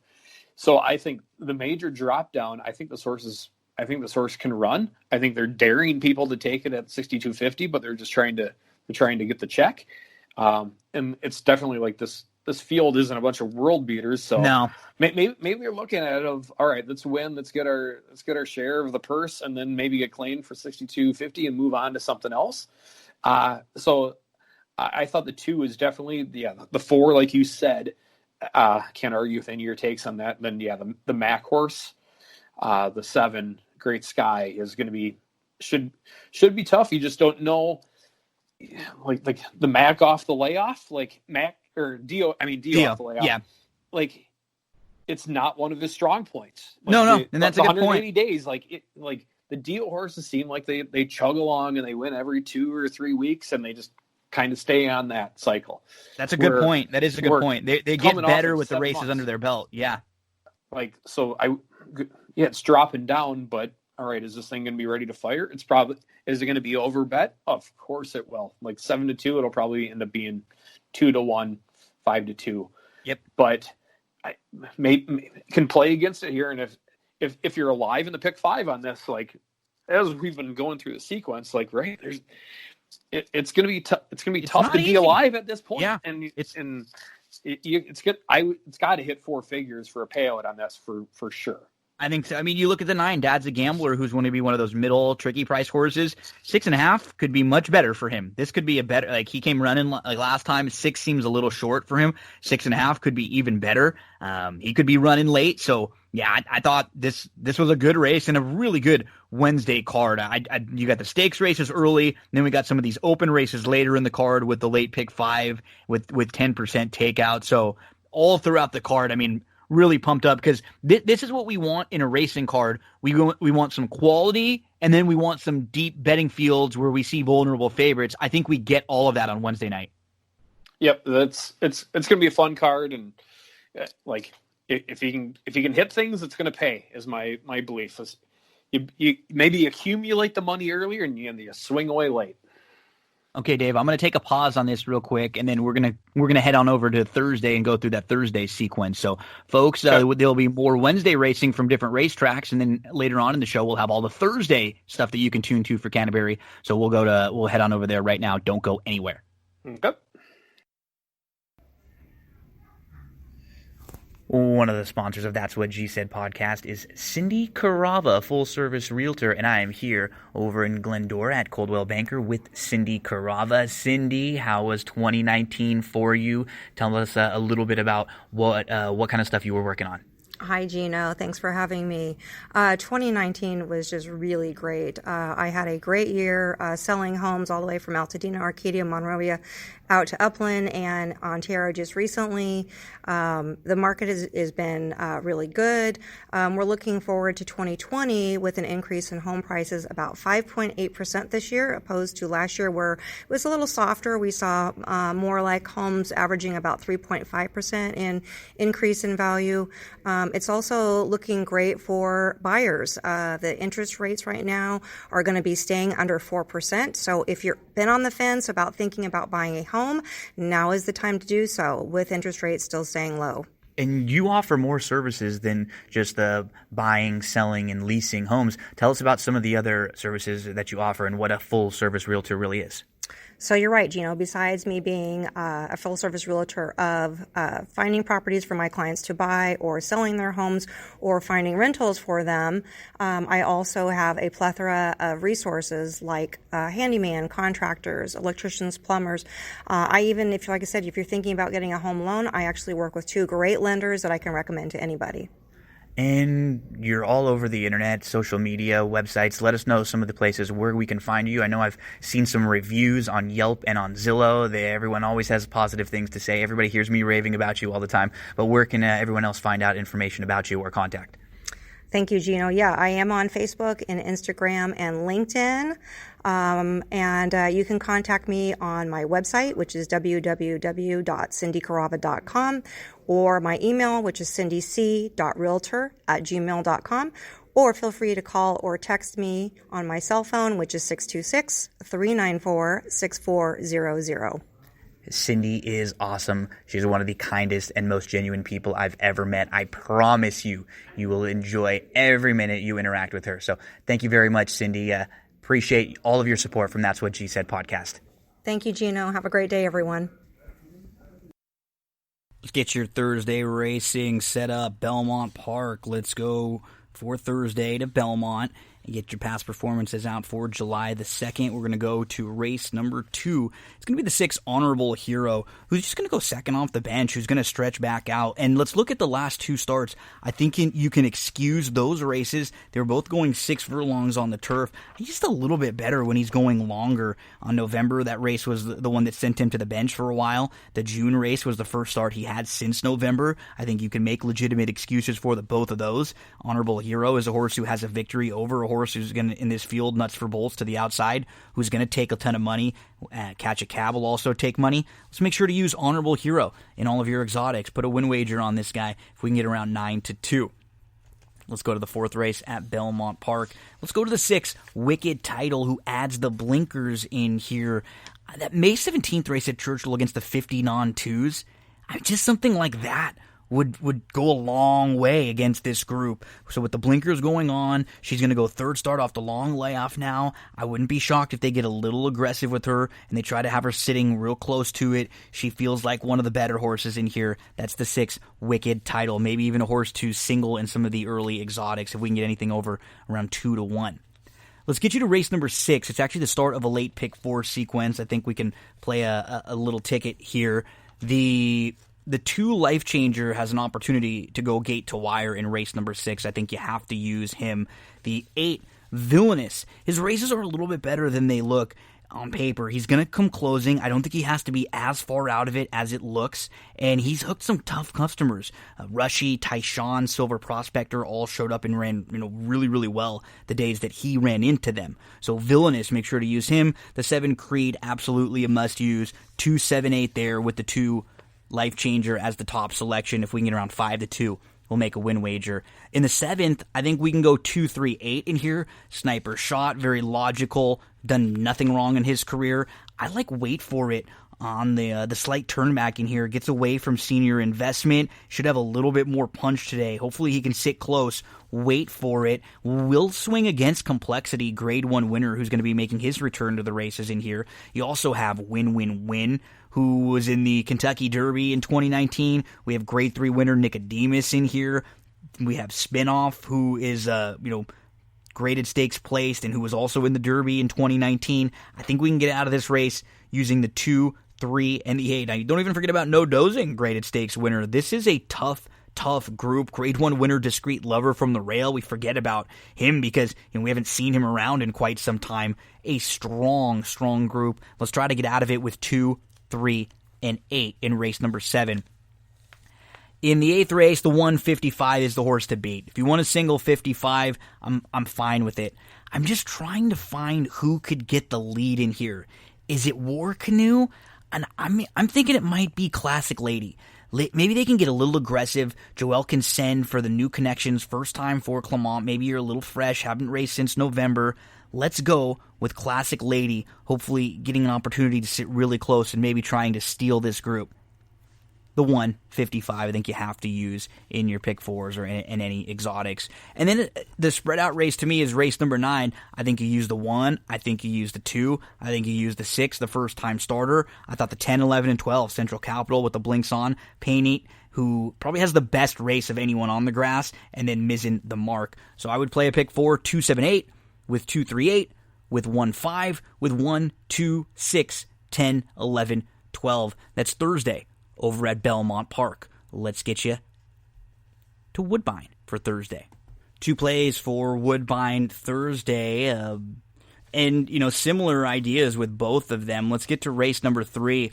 Just looking at this race, I don't see a whole ton of other speed besides the 2. Make no mistake, her last race was good. She stole a race going 5 furlongs on the synthetic. She's proven on the grass. She actually might even be better on the grass. He's consistently either on the lead or sitting very close to it, and that's more than we can say for anyone else in this field. Spring in the Wind is the class, no doubt about it. If they send her and she's close, she's probably going to be pretty tough in here. I just think Make No Mistake gets loose out front. Make no mistake, if we can get anything around 5-1, we're going to make a win wager in race number 3 at Woodbine on Thursday. And then we go to race number 7 at Woodbine on Thursday. And it's similar, angle here with Rapid Beat, just hoping this is lone speed.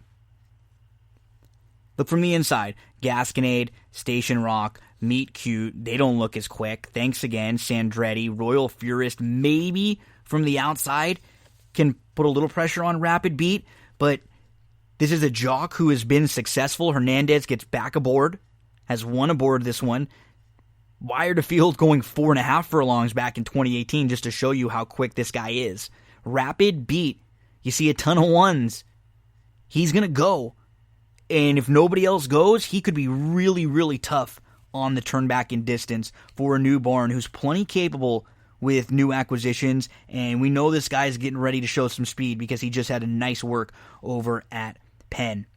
That's the 4, Rapid Beat in race number 7 at Woodbine. So in the 3rd race, the 2, Make No Mistake. If we can get around 5-1. In the 7th race, the 4, Rapid Beat. If we can get around 7-2. Let's head to Indiana Grand for a couple plays for Thursday. And let's get you to race number 1.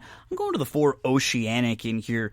His career debut was really good sprinting. He was second in a massive field. He was in the mix throughout. Very, very good effort. Came back, tried Churchill, tried Older, and stretched out. So that's just not an easy thing to be doing. You're stretching out for the first time, you're trying a tougher circuit, and you're going to be facing Older after facing 3-year-olds in your debut. I think it was just a little too much to ask for Oceanic, who's now going to cut back. We know that he likes this trip and that he sprints well. Brazen is going to take some money because Brazen is coming out of that Cezanne race, who is the really, really highly regarded Bob Baffert runner. So you know this one's going to take money. You know Defied for Amos is going to take money, the first-time starter. The Calhoun horse is going to also take some money from the inside. I think you'll get a square price on Oceanic. Anything over 7-2 feels fair, and we'll make a win wager on the 4, Oceanic. Let's get to race number 5 for our second play of the day, and it's going to be the number 9. They're going a mile on the turf course in here, and Princess Phone is going to be stretching out from 7 furlongs to the mile and is going to be moving back to the turf. We've seen her on the grass a couple times. Both of those races were really good. She was 3rd against a 50 allowance group at Churchill, then was 2nd, beating a neck against 25 non-2s at Colonial when battling throughout. She's shown that she has speed and she's going to be close, but we know that she can sit and pass some horses. She comes out of a productive race where there were a couple of horses who came out of it to win next out. She's heading into a barn, the Barkley barn, who is really solid with their new acquisitions, and they can absolutely win with a good animal. So 2 next out winners that came back to win 20 non-2s at Churchill, both. Productive race, now a new barn. She's heading to the grass where she's run well. She's drawn to the outside. She's probably the one to catch. She can sit off a little bit if she has to. That's the number 9, Princess Phone. Make sure to use her in all your exotics. Make a win wager if you can get around 5-2. In race number 7, it's going to be the number 5 as the play at Indiana Ground. That is Precious Peach. I think maybe a horse you could single in some of your late exotics. On October the 30th, 2 starts back, there were 3 next out winners that day. Lady Island is a 16-time winner, a grade 3 winner next out. She won 4 of her next 5 with the 2nd. The runner-up that day came back to win a small stakes next out. The 6th place finisher came back to win a 16 non-3 next out. Precocious Peach is just in a great spot.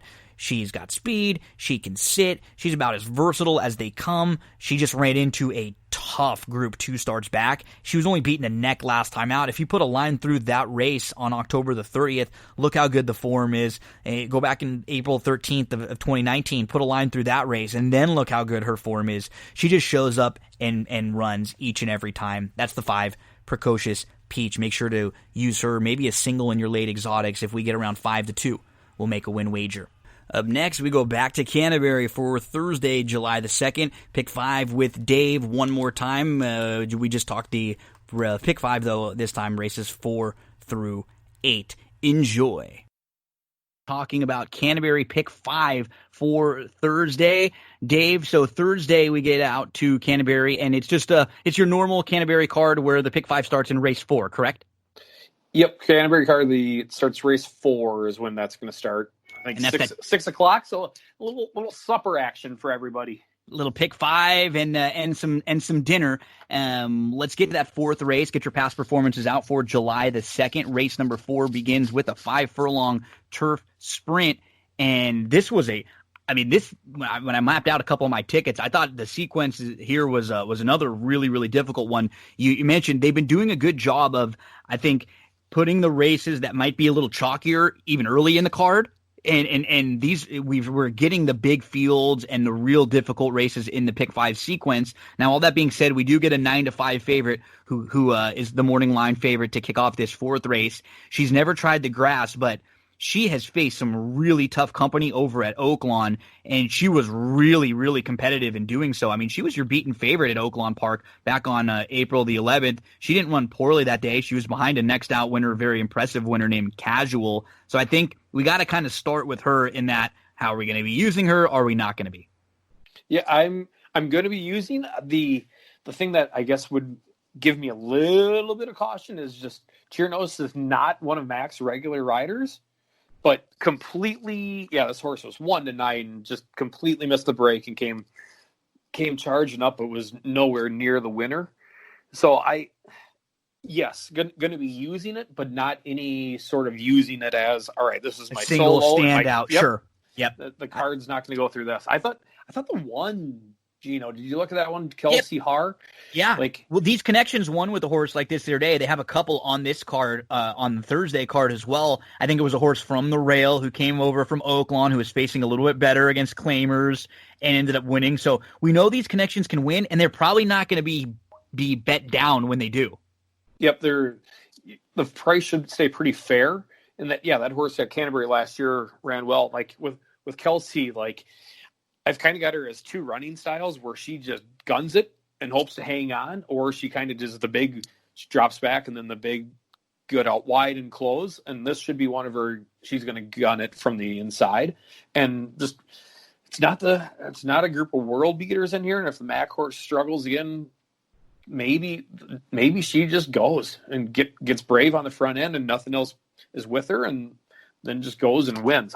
So that's where, when playing against the Mac horse, I'm going to use the 1. I thought the 4, maybe the Denny horse, Brinson. I thought maybe this horse, a long work tab, 15-1, throws people off the scent a little bit. Here's the thing about her, what I really like.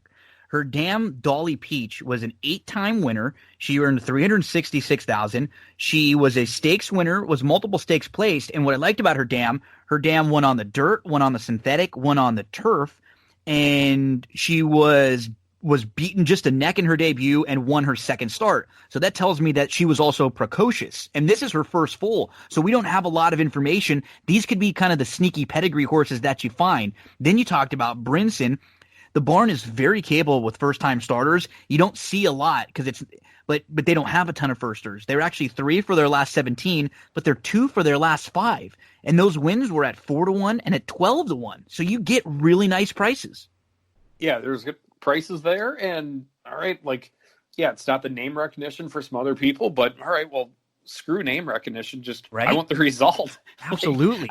If 12-1's on the ticket, I don't care who the name is on it. Just give it to me. Me too. I have no discrimination. Names with jocks, trainers, anything. Big barn, small barn. For me, I'm more of a horse than the barn. And obviously, you go back and forth. The other couple horses. So yeah, I think you hit some of the major horses. Some of the other ones, if you're going deeper, are spreading out. Obviously, the 6 Margarita Monday ran well over at Sam Houston on the grass. We'll see how that level would translate to this level. Sometimes you never really know how they're gonna translate over. The 9 is a little interesting. She's a half to a horse named Starry Pursuit, who was 4 for 5 on the grass, was a multiple stakes winner. I think she might be a little better on the grass. I don't think she's good enough to maybe compete with this group, so maybe she's like a underneath for tries and supers. And then Miss Sassy Attitude, who got hooked really wide on the turf in her turf debut last time out. There might be a little more for her there for Mac. Any other horses in here to mention? No, I think, you nailed that pretty good. Litvin on that 9. Last year at Canterbury, it was not the year he was looking for. There was a lot of starts and not a lot of wins. But he started off, he's been a little bit warm here, and he won 2, I believe, on Monday night.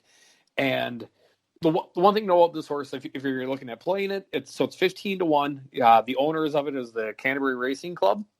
So you might see extra win bets on that one and extra money in that one from the Canterbury Club. Mm-hmm. That Canterbury, it's a good point. Other tracks are starting to do it, where they're putting together ownership groups trying to get people involved for $150-$250, and so people get to say they're a horse owner and see everything that goes into it. So 15-1, I think that'll probably be down a little bit, just because if the owners are probably betting on their horse for their either keepsake or for their own knowledge, they're probably going to bet a little bit on that one. Good information. Good information and a really fun start to the pick 5 on Thursday in that 5 furlong turf sprint.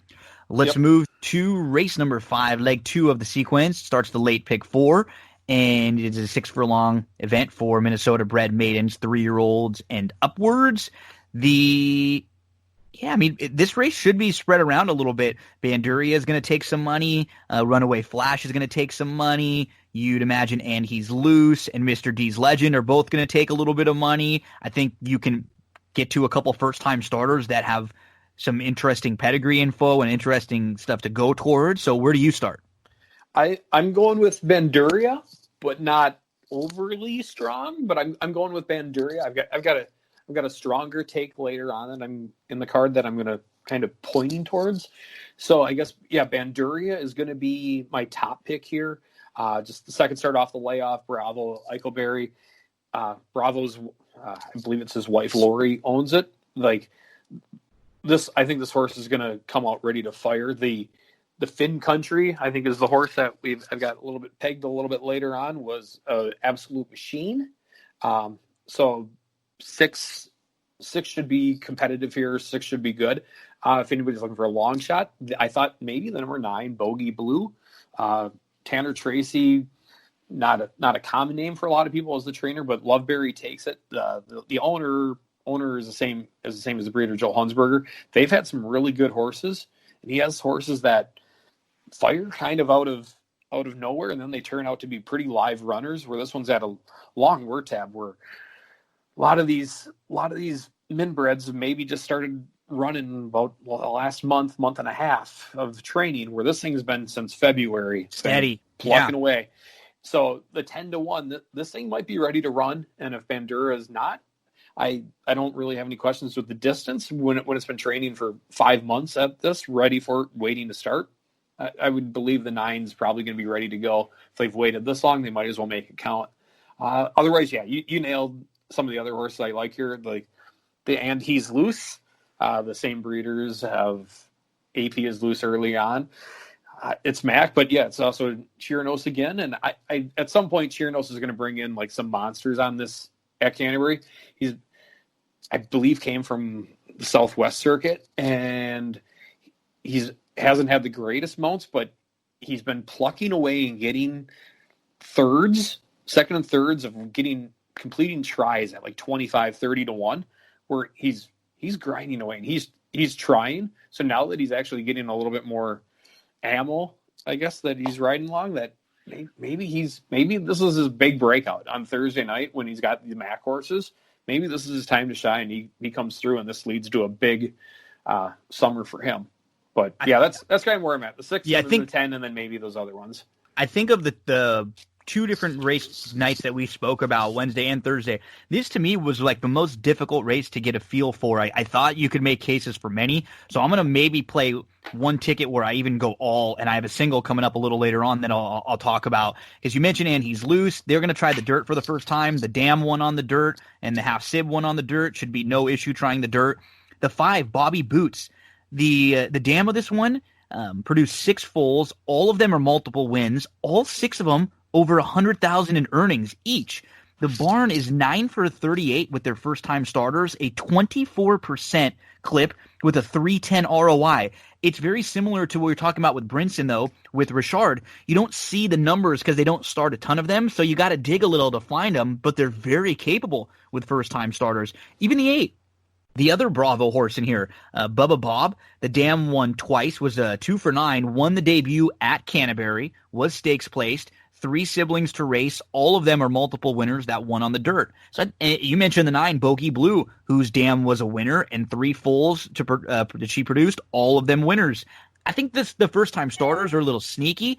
I think you can make cases for enough in here that, to me, this felt like a race where I'm just going to probably buy it, press all on a ticket or 2, and hope I can get maybe the 5 or the 8 or the 9, one of those bigger bust-out long shots to win. Because I thought this was one of the more difficult races for me to handicap in that 5th on Thursday.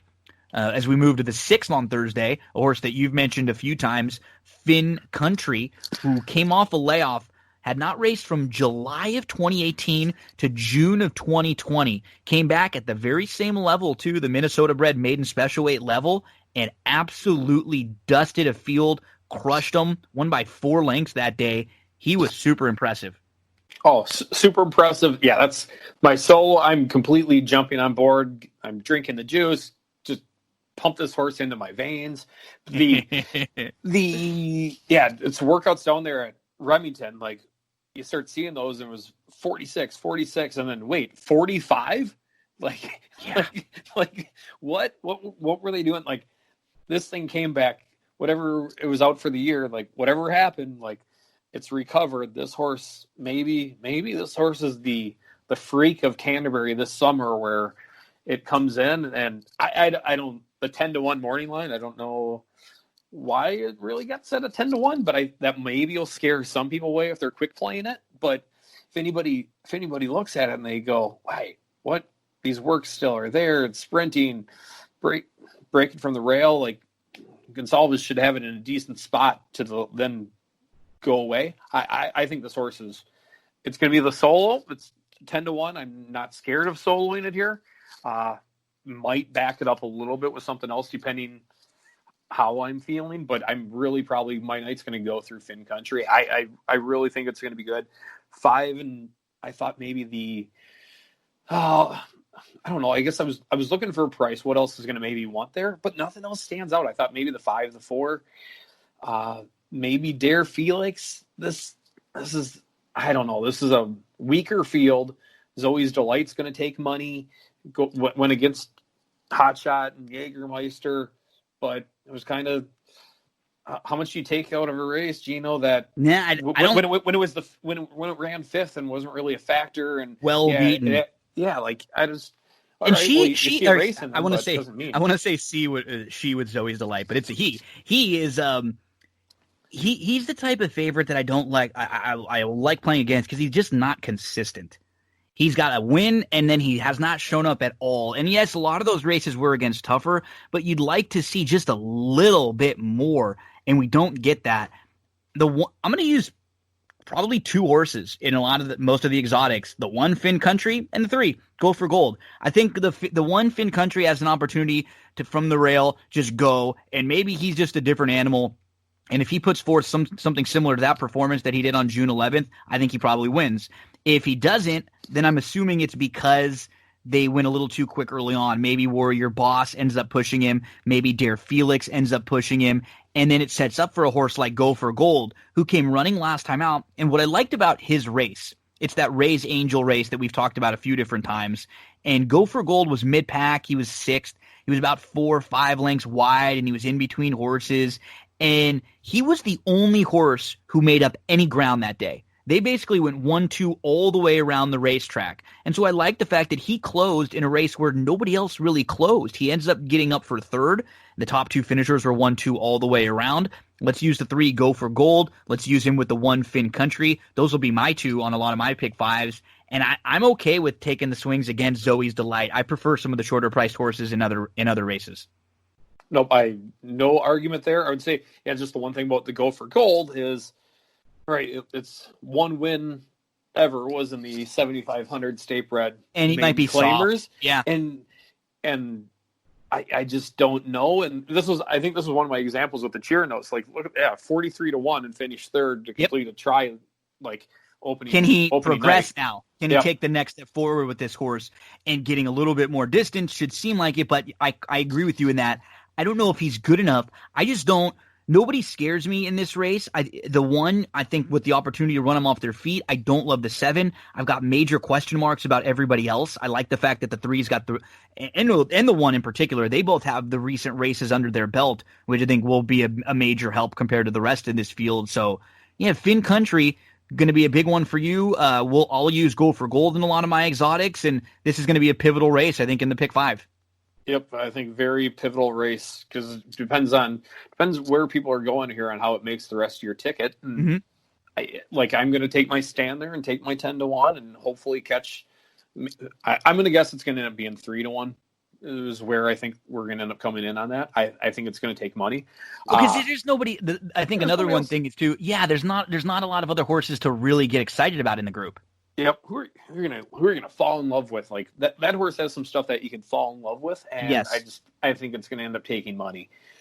So we moved to race number 7. 2 races left on that Thursday pick 5 sequence, 5.5 furlongs. These are $7,500 beaten claimers, fillies and mares, 3-year-olds and up, never won 3, or Minnesota bred non-winners of 4. Where do you start in the 7th? This race, this is going to end up being a spread race for me. Madison Quarters probably is going to be pretty tough, but like off the long layoff that she's off, I don't know. It's tough to love her with that. The 5 should be pretty tough. The Arietta Stewart horse, Bergsrud again. So the same, I believe, probably a relative of Finn Country. That was also a Bergsrud with Stewart. So maybe they're going to hammer the daily double, and it's going to be just the 1 in the previous race and the 5 here. But I also can make a case. I thought Fashion Rose. Yeah, that's the price horse, I think. That's the price horse? Okay. So, yeah, I don't know. Why not? The horse getting back to dirt. It's like last year they kind of seemed like they tried turf, and they were going to go the turf route, and they tried that again in Houston. And, all right, back to the dirt. Back to what this thing was good at. This thing has had really good dirt form. So, I don't know. I'm going to take my chance. Second race off the long layoff. And yeah, with my Litfin stuff from earlier, we're fired a little bit this week. I think this one's going to be ready to go. Adding weight, but oh well. I think the very, very fair opportunity for a price. Yeah, I'm kind of with you. I'll probably end up being. I think I had 3, 4, 5, 6 as the horses I'll end up using in here. I'll just add Distinct Flirt to yours because I think this is a good spot for her, and she might fall into a really nice trip, maybe where she can sit just off, cutting back to 5.5, and maybe a little more bottom on the cutback. You mentioned the 5 who was on the inside and then got shuffled on the grass, so I think you can put a line right through that race. And they claimed for 5,000, and they step up and take a shot against Tougher, against First Level Allowance Company, and that doesn't work out. So what do? You drop right back to a level that makes a lot of sense, and this level fits perfectly.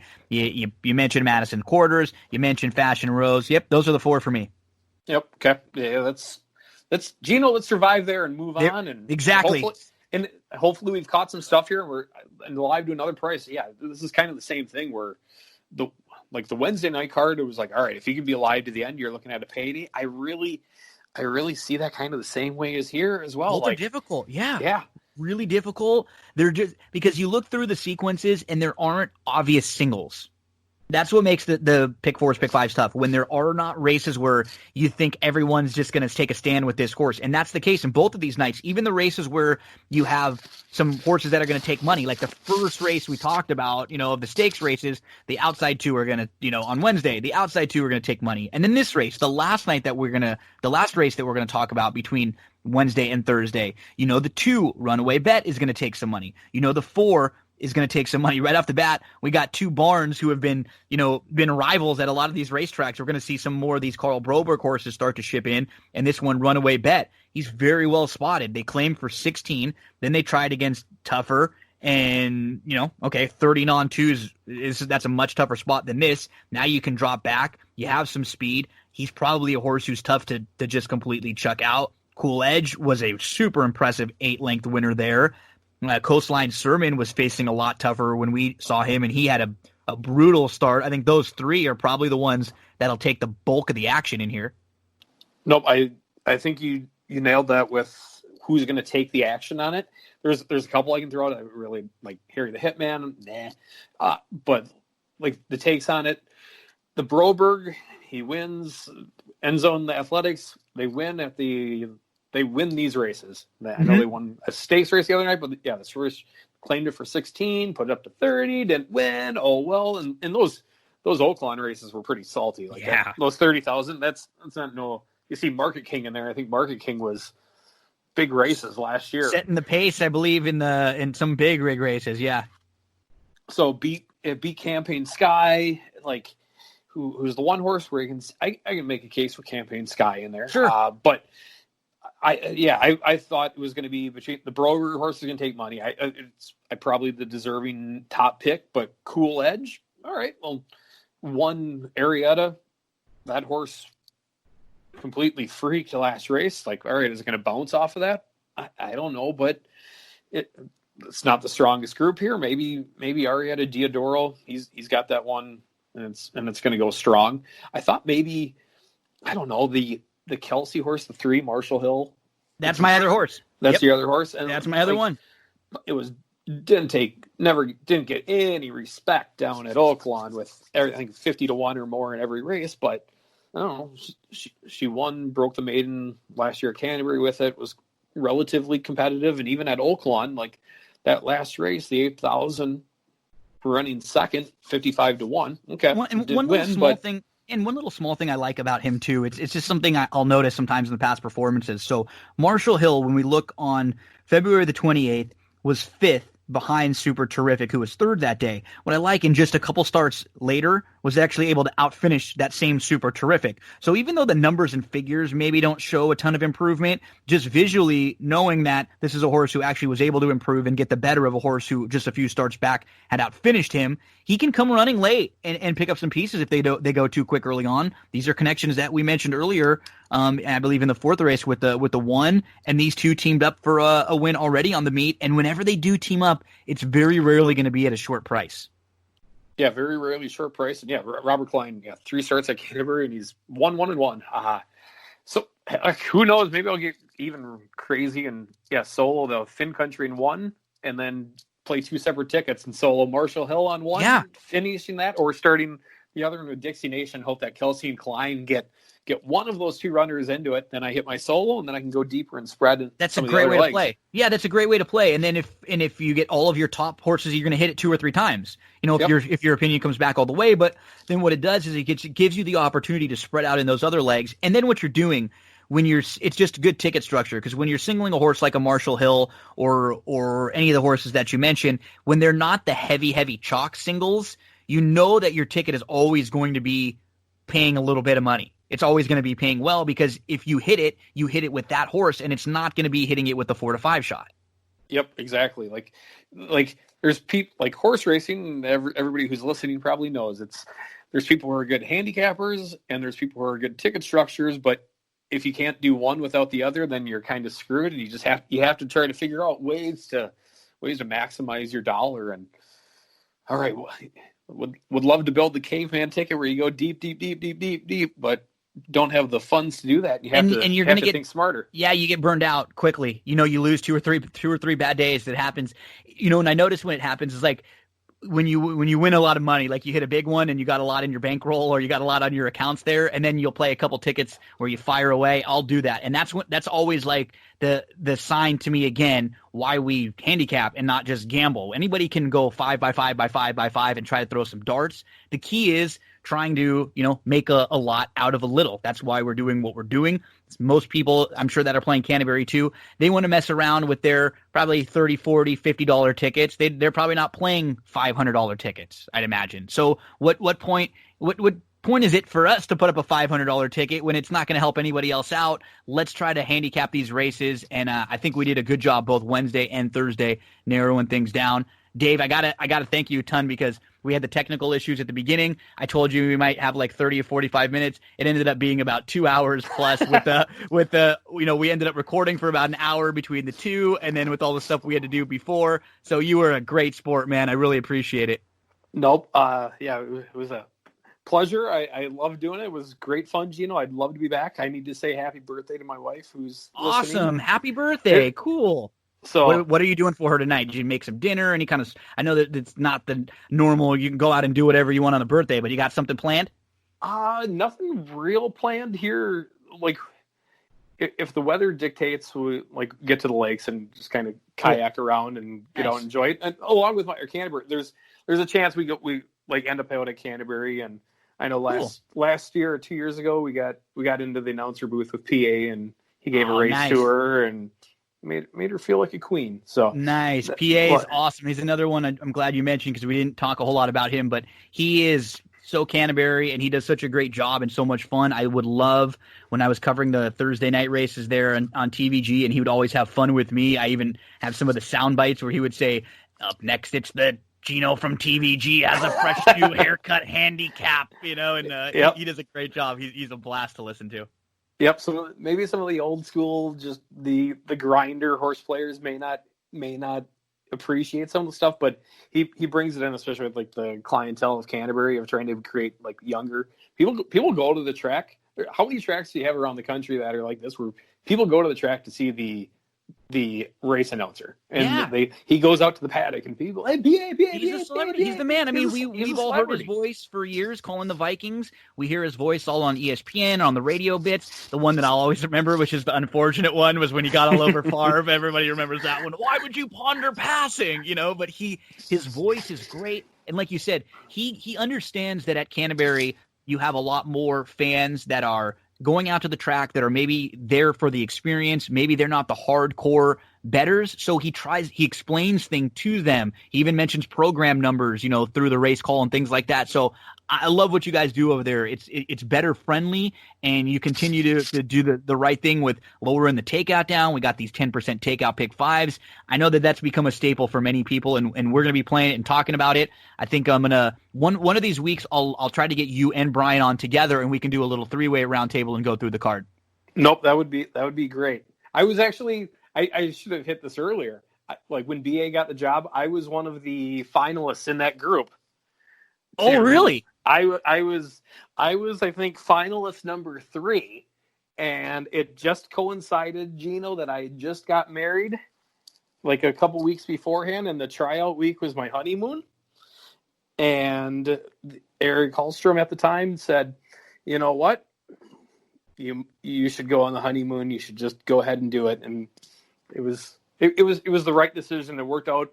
I didn't know Brian at all at the time, and since then I've got to know him and really good friends with him. And he's the job that he's doing out there is great. It's a lot of hours that go into it. I know he juggles a few things, but no, it was one, like it would have been fun to do, but yeah, I was right there. But Brian, he's a great guy, and it's awesome being able to run things by him and opinions by him and getting his thoughts. You guys are in great hands out there.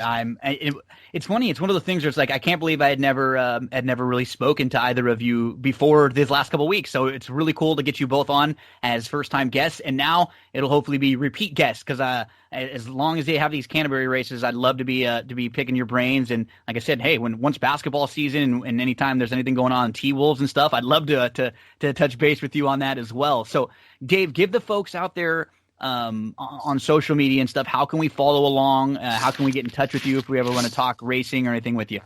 Yeah, so my real name is Dave Handeland. I've got real Super Dave is what I go by, but it's at SuperStatsDave is my Twitter handle.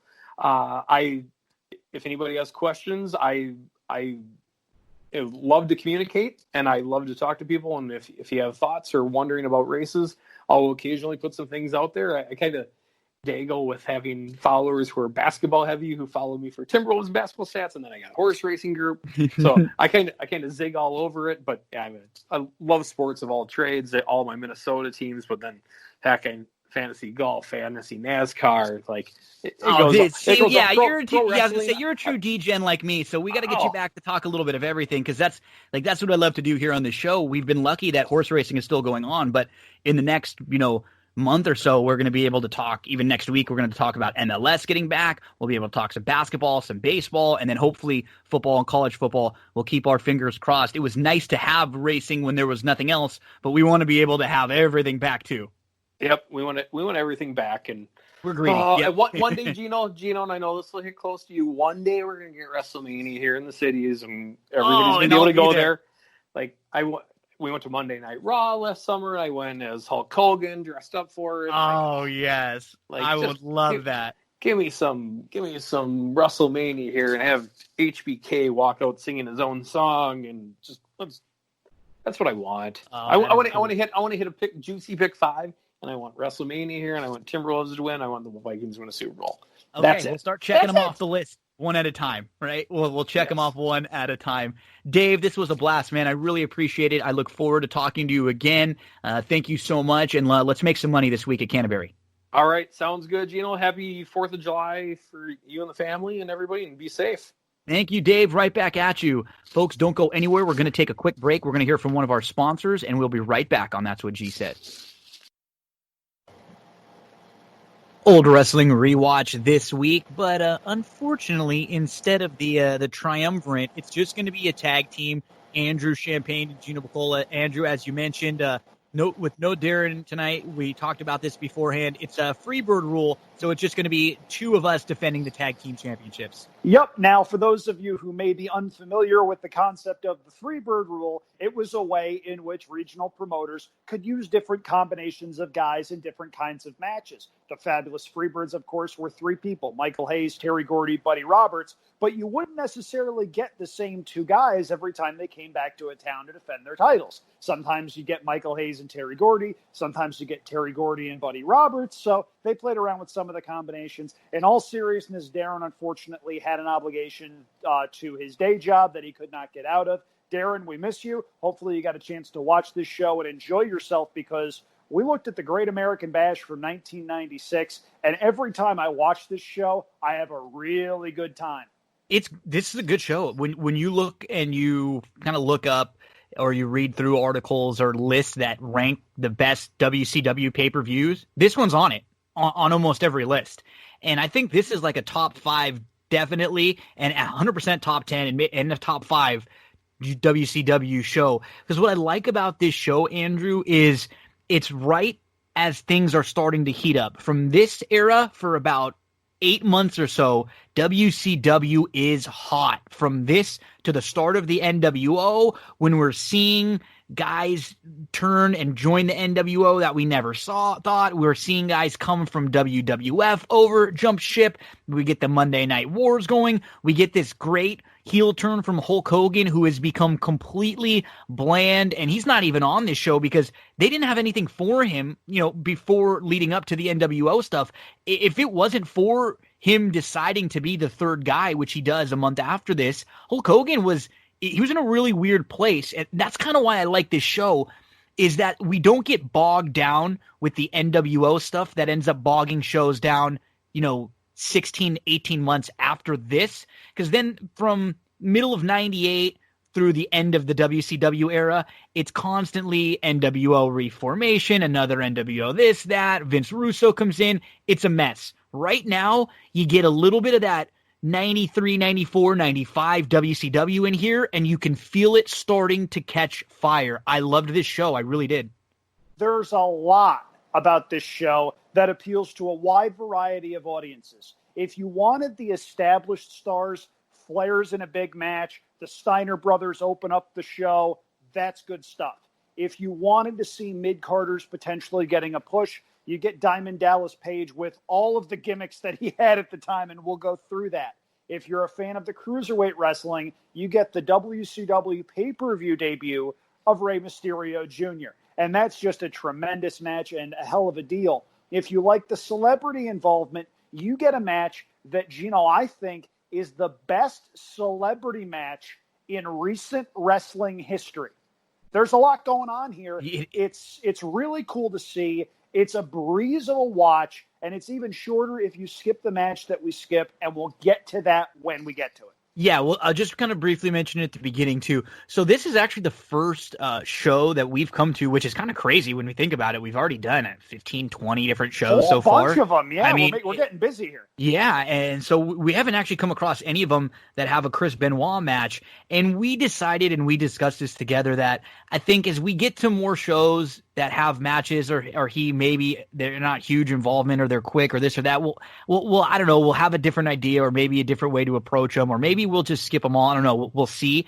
But in this particular show, with the way the match was, it's hardcore, everything that's going on with Nancy Benoit being on the show and stuff. It's a lot to deal with. We do these wrestling rewatches so we can kind of get light and have fun, especially when it's a really rough time in the world, 2020. That's kind of why we started doing this. There wasn't a lot going on. We got together and we had fun rewatching some of these old shows because there's not a lot of other sports. And if we end up going into the Chris Benoit stuff, it just takes a whole different tone. It takes us down a whole different road that we don't really want to go down right now. Maybe sometime in the future we will get into that kind of thing, and we can bring someone on that's reported on it or covered it from a different site, and we can talk and go back and forth. But for right now, we're gonna skip that match, which, you know, at the time it was actually very highly regarded because it was a different kind of match. But it's just I get a weird feeling when I rewatch them. I know you do too. I know a lot of people out there do. It's not like watching a match where somebody that we know might have said something bad or is sort of a bad person. It's just a completely different factor when you have to factor in everything that went down. So we don't have to discuss it. We're gonna go through, you know, the Steiner brothers, Conan Gatto, DDP, Dean Malenko, John Tenta. We'll just literally skip the next match. We'll skip the little I could talk a little bit about the promo stuff with the Taskmaster in the back, but just briefly with Kevin Sullivan. And then we'll go to the final 3 matches with Sting, Regal, Flair, Anderson, and then the Giant Jimmy Hart. So, yeah, just even you know, removing that from the show, which was still regarded as a good match at the time, and even looking back, this is a good show, Andrew. I'm glad you picked this one. It's kind of, people always think of, like you said, Bash at the Beach as the start of the NWO. They forget the cool segment, too, at the end of this show where Nash and Hall are there and they powerbomb Bischoff off the entranceway. Now, if you do that segment in 2020, people go, whatever. This was 1996. You've never seen it. No one was doing it. This is before Vince. Keep in mind, like, timeline-wise, this is a year before Vince even starts getting involved, where Bret Hart is pushing him over, and before the Montreal Screwjob, which we just covered recently. You know, this is 14 months before all of that. So we forget, they were very ahead of their time with some of the ideas, with a lot of the bringing these guys in as Hall and Nash and not Diesel and Razor Ramon. And yeah, I mean, we'll just get to it. I'm sure we're going to hit a lot of things as we go along. But I thought a really good show from top to bottom. The one thing, though, as we do pick on WCW a little bit each and every time we talk about this, is that when you see, you know, some of the graphics, and this is 1996, some of their graphic packages and things they rolled out still felt like it was in the late 80s. They just never really were able to compare when it comes to WWF with that sort of thing. But we do get a little bit of an intro with, right off the bat, it's Bobby the Brain, and he's scared of the Macho Man. Bobby is actually going to be back at ringside. He's going to be the coach for the match where it's Ric Flair and Arn Anderson versus Steve Mongo McMichael and Kevin Green, the match that's being billed the Legends of Wrestling versus the Legends of the Gridiron. And we hit on a lot of these things. For just a random June 1996 pay-per-view, we get the Hall and Nash showing up, tossing Bischoff off the stage. Macho Man's reinstated. He's going to be back the next night. The reformation of the Four Horsemen. A Rey Mysterio debut on WCW. Bobby the Brain making his return as a manager. A Steve Mongo McMichael debut. I mean, that's a lot. Those are a lot of big things for just a random pay-per-view to be happening in June. And then this is, you know, the catalyst for the NWO, which is formed just a month from now. And Andrew, what's crazy about this is just from a timeline standpoint. So this show is so this show is in the beginning of June now. The WWF release or the exit of Scott Hall and Kevin Nash, that is literally just weeks before this. I mean, we're talking weeks. So May the 19th is when that curtain call happens on WWF at Madison Square Garden, where they throw kayfabe out the window, and Shawn Michaels and Triple H and Razor Ramon and Diesel, they all hug and they celebrate after the end of a match, and they go up on the, you know, and they celebrate to the crowd at Madison Square Garden, and Triple H ends up getting, you know, he ends up being the one that gets punished for that because the two guys leave and the other guy's the champ.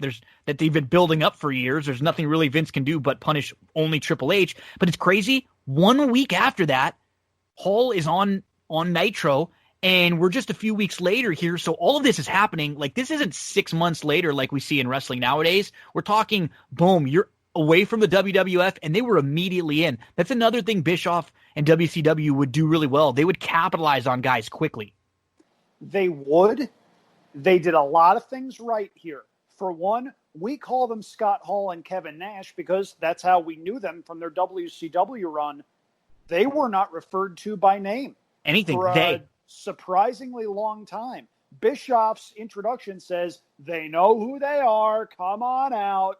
And we knew who they were, but we didn't know what to call them. Yeah. It was really well done, and it wasn't something that we had seen before. Usually you get guys coming in, we know their gimmick, we know their name, we know their backstory, whatever. We didn't know anything except these guys just randomly showed up and started beating the crap out of people. It was different, and that was what made WCW a threat. It was different to what WWF at the time was doing. Bischoff tells the story all the time about when he got the job as executive producer of WCW, he sat down and made a list of all of the things WWF did and all of the things he wanted WCW to do. They're taped. We're going to go live. They're very cartoony. I want to be very real. Some of their stuff didn't work, but this is the beauty of the Monday Night Wars. If you didn't like something, wait 5 minutes because something else was going to happen. And if something didn't work, chances are it didn't last very long. Yep. There was a lot of incentive, not just week to week, not even hour to hour, quarter hour to quarter hour. It was really cool. It's not something that even we're seeing now with the Wednesday night thing that WWE and AEW are doing. I can't even call it a Wednesday night war. It just feels really different right now. And maybe we'll feel differently about that in a year, maybe two, but it's a completely different feel, and they're not there yet as far as a competition standpoint is concerned. But there was a lot going on here, Gino. And the thing that stuck out to me about that promo, and we'll get to it in a little bit, is Eric Bischoff legally, per a legal ruling, had to ask these two guys, do you work for the WWF? Because Vince had sued them. Vince had said, what the heck are you doing? You're using our intellectual property on your television program. Because what they were was genius about what they're doing is by not naming themselves too, they were able to play the same character that we knew from them in the WWF. Scott Hall is playing Razor Ramon. Hey, yo. I mean, he's doing the same shtick.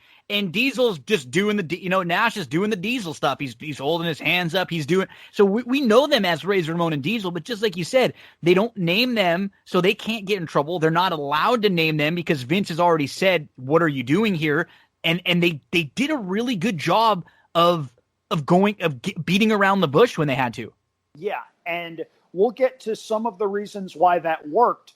Unfortunately, this worked so well that it inspired a lot of fly by the seat of their pants booking, and that wound up ultimately leading to the downfall of WCW because they relied on that so much. Long-term storylines, they were enforced sparingly. And you'd have a couple of storylines for a couple of the major guys. Everybody else, including a lot of big names, were just sort of left, blowing in the wind, waiting for something to come their way. You wind up with a situation like that. You wind up with a situation like the NWO getting too big, so big they had to split it. You wind up with a situation where WCW had a standards and practices group come in and radically change the product from something that may have been working pretty well to something that absolutely was not going to work. Bischoff leaves. Vince Russo comes in. We all know how well or not well that went.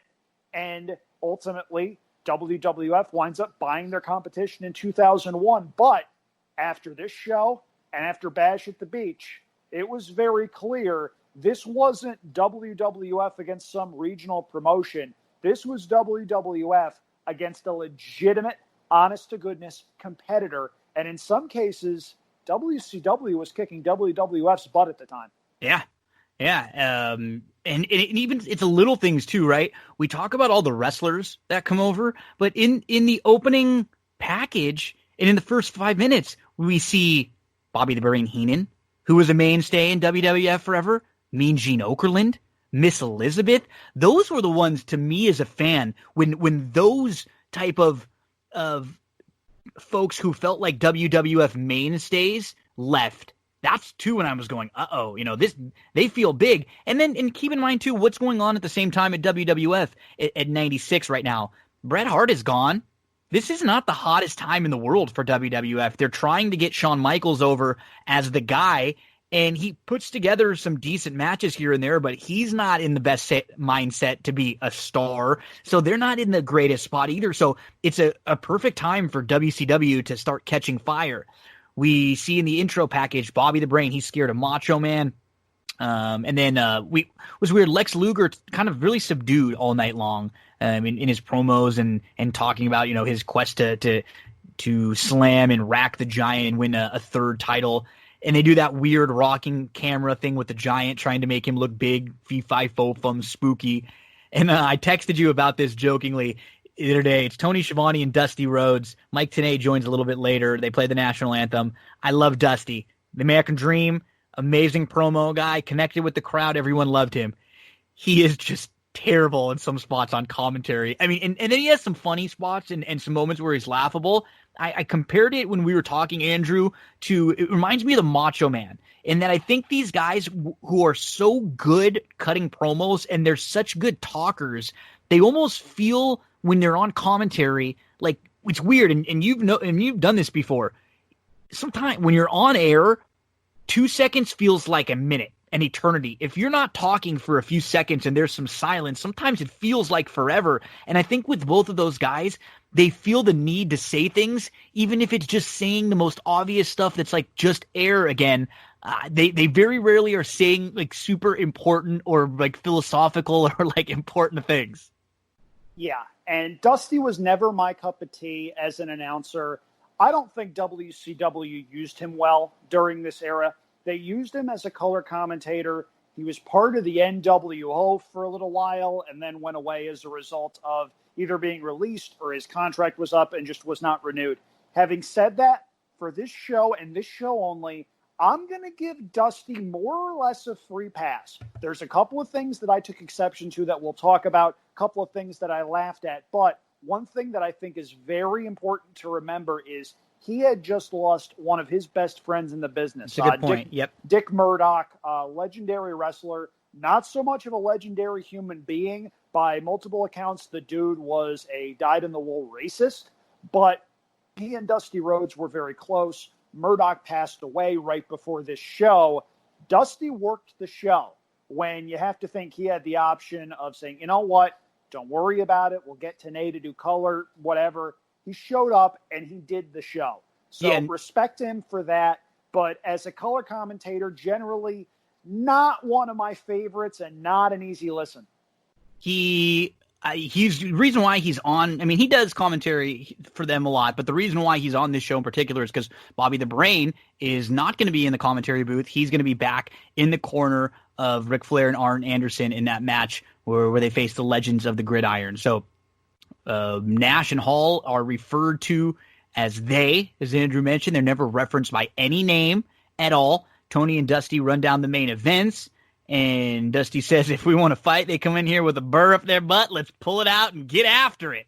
And that's when they mention Dick Murdoch, Dusty's former partner. Andrew, if we're playing the drinking game tonight, a couple things we can drink when you hear Where the Big Boys Play, when you hear Great American Bash. They love saying the name of the event. They say it repeatedly, even more than the WWF loves to say the name of their goofy events. And War is another thing they talk about all throughout the night with the Hall and the Nash, and they want a war and they want a hostile takeover. That's another one they mentioned a few times. But the one thing I think we'll go throughout this entire show, there is very, very little that's bad. And that, to me, is what makes a good show. More so than having 2 or 3 5-star matches, it's just not having any real downers throughout the show. And I thought we got kicked off here with the Steiner brothers, Rick and Scott Steiner, versus Fire and Ice. That's Scott Norton and the Ice Train.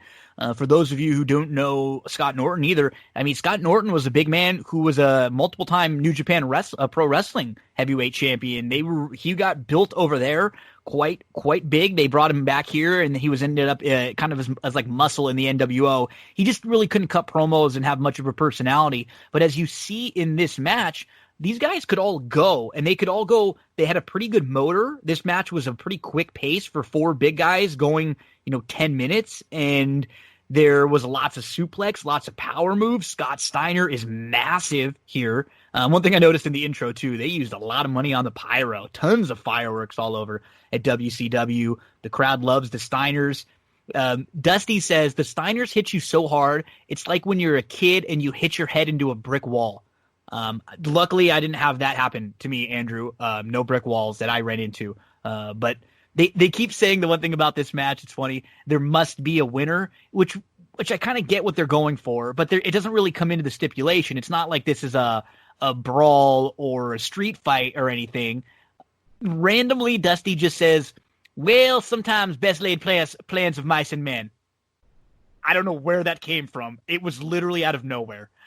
Scott Steiner suplexes Norton on his shoulder, and then Norton hits a big power move on Scott. Norton hits a shoulder breaker that I thought looked really, really good. The last minute of this match, a bit sloppy. I think the big men were a little bit winded, and Scott hits a pretty bad Frankensteiner, probably one of the worst ones he hits, that ends up looking more like a power bomb from Norton. It didn't hit clean, but overall the match I had no problems with. I thought it was pretty good. These are four big men going at it, and I had 10 and a half minutes. It didn't feel like a drag, didn't feel long. It was a fine match. Gino, I want to make one thing very clear. Just on the off chance that Scott Norton is out there and potentially listening, the remarks of Gino do not reflect the remarks of me. I did not say anything negative about you, Mr. Norton, sir. And to be honest, he scares you. Having just seen one of the dark sides of the ring that he was on, he looks exactly the same. He is a former arm wrestling champion, and I am petrified that if I ever run into this man, he is going to rip my arm out of my socket and beat me over the head with it. So I just want that noted before we move on. And okay, yes, it's Scott on record. My Scott comments Norton are mine and still, only my comments. Yes, and Scott Norton, yes, still a very scary dude, a legitimate tough guy, one of many legitimate tough guys from Minnesota that went into professional wrestling in the 80s. Here in the 90s, he was sort of a mid-carder with WCW, but they discovered he had some chemistry with this guy named Ice Train. Now, Ice Train didn't have a lot of experience. He had a really good body, good look, and he had a couple of really good power moves that he went to. You can see in this match, he's still sort of green, and he doesn't really look natural the way he's moving around the ring. But as far as his offense goes, he knows what he can do, and he knows what works. And you can tell the Steiner brothers are sort of leading the other team through this match, and it works really well. There's interesting storytelling going on here because not many guys in WCW's tag team division could go power for power with the Steiner brothers. These guys could. And that meant that the Steiner brothers had to sell, which is not something they routinely had to do. Scott could do that. Scott was an incredibly gifted worker. He was thought of as a potential recipient of a big singles push in the early 90s. There were reports he didn't necessarily want to do that because it would leave his brother out in the lurch.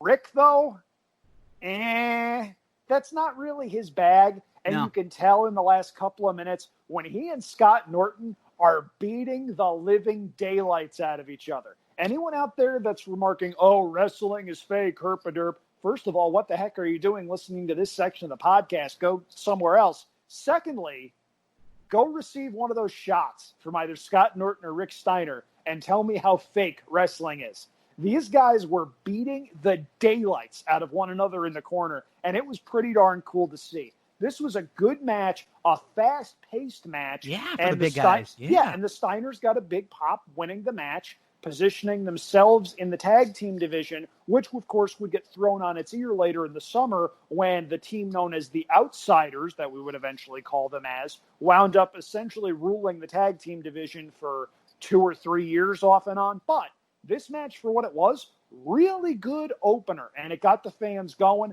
The crowd was pretty into most of this show, actually, and I agree. They got something to cheer right away, so more power to them for that. The one thing I will note with Dusty, and I know I said I'm going to go easy on him, trust me, I will. There's just a couple of things, and one of the things comes in this match where he says, obviously the Steiner brothers are brothers. And Tony goes, yes, they were born like that, Dusty. There was a funny back and forth with Tony and Dusty, and I mean, knowing Tony and hearing him talk, like they were buddies, they were close, they're messing with each other. But in the next match, there were a few different times where they get mad at each other. You just jokingly, back and forth. It's just it's funny. Next up, we get Mean Gene backstage.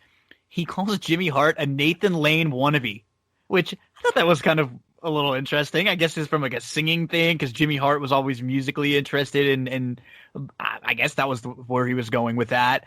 We got a promo with the Taskmaster. We won't talk a whole lot about that, but he had been feuding with the Four Horsemen, and then he obviously has that match later on the show with Benoit. We next get to a match, El Gato versus Conan. El Gato is Pat Tanaka, who we've talked about before, is one of the members of the Orient Express in WWF.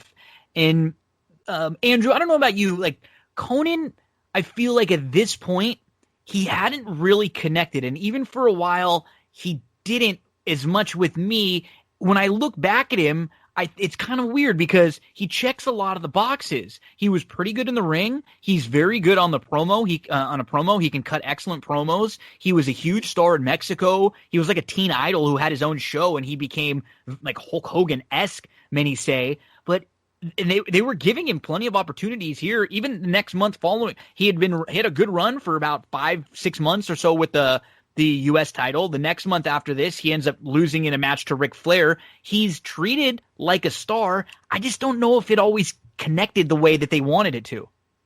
Conan checked a lot of boxes for me as well. He was a decent worker, although WCW got him sort of at the tail end of his in-ring career. Mm-hmm. He was still doing some stuff in Mexico. He's billed as the Mexican heavyweight champion. At this time, he was the world champion in AAA, and in fact, he never lost the belt.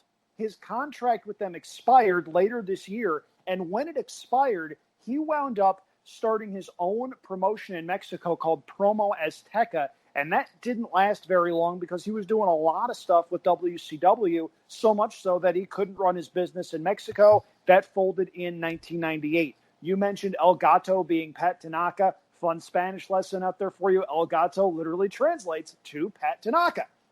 Bet you didn't see that one coming, folks, did you? So, anyway, El Gato, Pat Tanaka, whatever you want to call him, the audience didn't have a reason to care about him. Yeah. They tried to build him up in promos, and I remember this. Please don't ask me how I remember this, because I can barely remember what I had for lunch today. But I remember Conan cutting promos leading up to this show, calling him a legend in South America. Well, he was a legend in the mind of the WCW booking committee, coming up with this gimmick for one match that was 6-7 minutes, the second match of a pay-per-view. Okay, I guess. The match is technically fine. Pat Tanaka is a good, solid worker, and there's a reason that he held jobs for a really long time in a variety of different roles for WWF and WCW. He could have a decent match with pretty much anybody. Mm-hmm. Conan hits a sunset flip power bomb off the apron. You do that now, it's a transition move.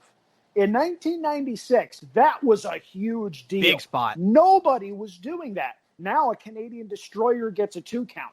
Back then, that was a big move, and the crowd popped huge for it. I didn't expect that because I didn't remember the kind of worker that Conan was before he joined the NWO, did all of his stuff with the Wolfpack that wound up getting over. I didn't remember Conan being able to do that. So that was a pleasant surprise. He retains the title, but I don't know if you saw this, Gino. When he left the ring, he left without either of his title belts. He basically beelined straight to the back. If I'm the Mexican heavyweight champion and the WCW US Championship, I'm taking the belts wherever I go, and I'm not letting them out of my sight. That's just a funny little thing. And another funny little thing, Gino, you mentioned the drinking games that we could play here. Anytime you hear Dusty use the words uncle or uncling, yes, he uses the words uncling. Like a verb, uncling as a verb. Yes, it's a verb. Conan grabs a submission hold. Dusty Rhodes yells, "This could uncle you." Okay there, Big Dust. Just easy there. But this match on the whole, nothing offensive about it. It just feels like more of like a Nitro match than a pay-per-view match. That's I all. had it as a WCW Saturday night match, Right? actually. Yeah. But Yeah. we're on the same wavelength there. It's Yeah. not a bad match. It's a short match. Conan looks pretty good doing it. Check the box. I'll get after Tony a little bit here. It's at the beginning. It's funny. So he says it would be quite a feather in the cap of El Gato. He's saying if he could win, and he gets tripped up. He thinks that he said the phrase wrong, even though he said it right. Feather in the cap. That's what he's supposed to say. So he's like a little bit. It's what happens when you're live on live TV. You're like, uh-oh, did I say that wrong? And you start thinking and doubting yourself. So then he changes it. He says it would be quite a feather for him to win. No cap. No, like who just says it would be a feather for you to win something? And then Dusty, which is funny because we're talking about how Dusty has a tough time, spitting things out. Dusty literally says, spit it out. A feather in the hat if he wins the title. That's all you had to say, not to filibuster. It was just a really funny little back and forth where it's great when you're on live TV and you get frozen like Tony did, and then Dusty let him have it for it. And then right after this, Tony says a leg drag takedown, and Dusty says, it was a leg drag takedown. Tony says, we're going to repeat each other all night? And Dusty says he was astonished that Tony knew what the move was. So they're just having fun here. Gato with an arm drag. Conan hits that cool clothesline.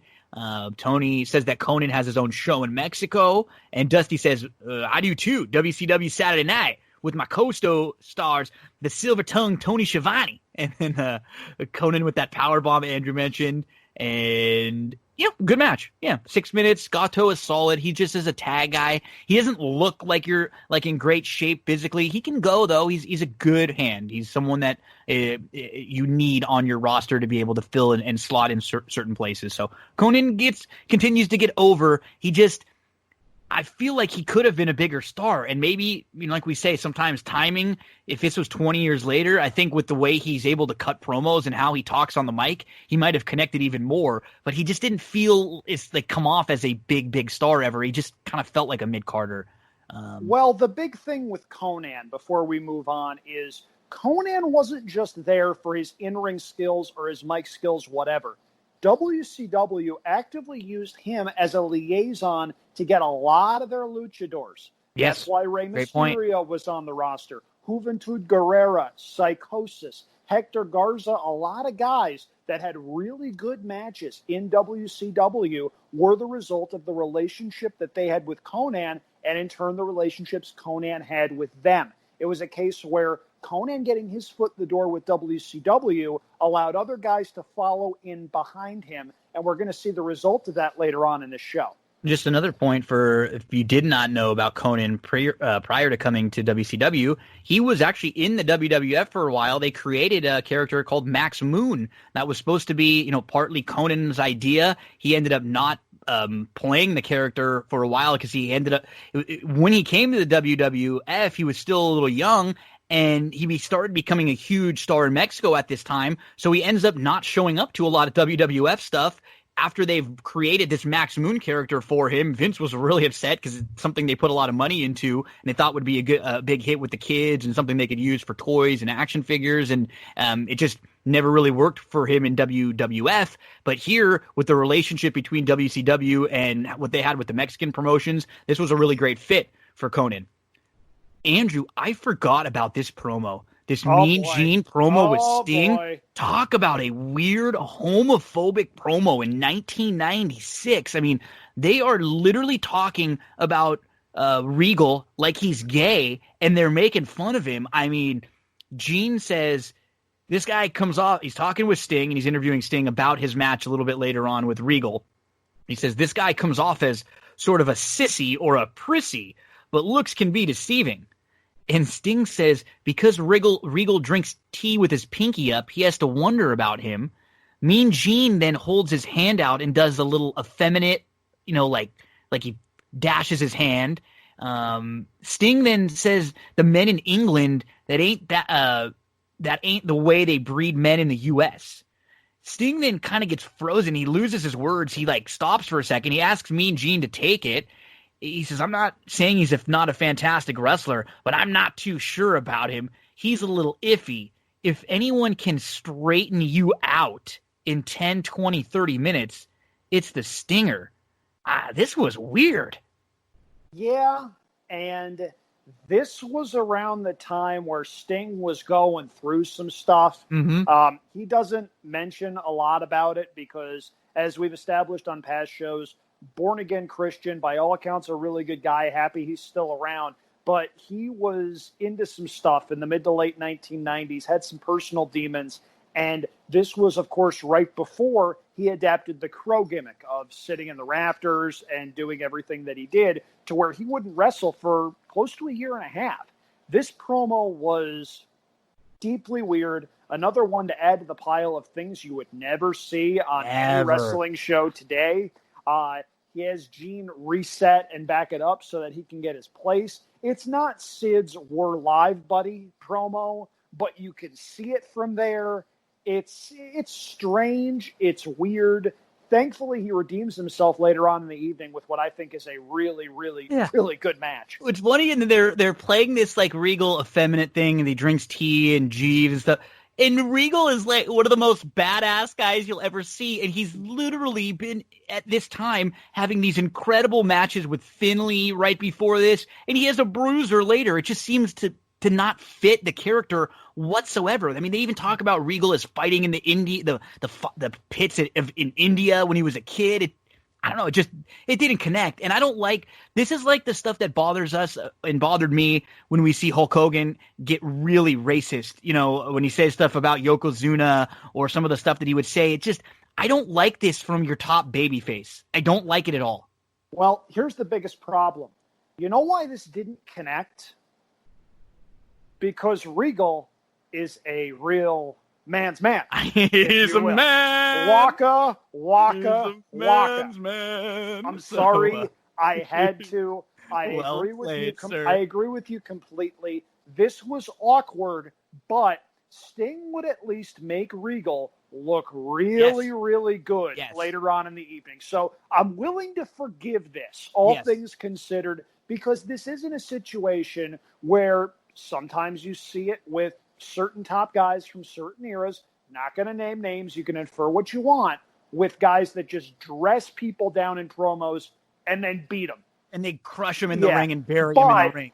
Sting let Regal, A, get over, and B, take a lot of liberties to do so in the ring. And we'll talk about that more when we get to that match, because it's a really good match, and it's one of my favorites on this show. Here comes DDP versus Marcus Bagwell. How amazing to see the difference in these characters from 2 years earlier, from when we watched the Halloween Havoc a few weeks ago, where Bagwell is the slimy heel and DDP is the people's champion, the big baby face that everybody loves. These guys are polar opposite characters at this point. This was the early DDP character. He's the Lord of the Ring. He had been going through a gimmick where he won a bunch of money in the lottery, and then he lost everything. There was a benefactor that helped get him back into ring shape. He ends up winning the Lord of the Ring. You could tell in this match, both of these guys were prospects that the WCW liked. They just had not figured them out yet.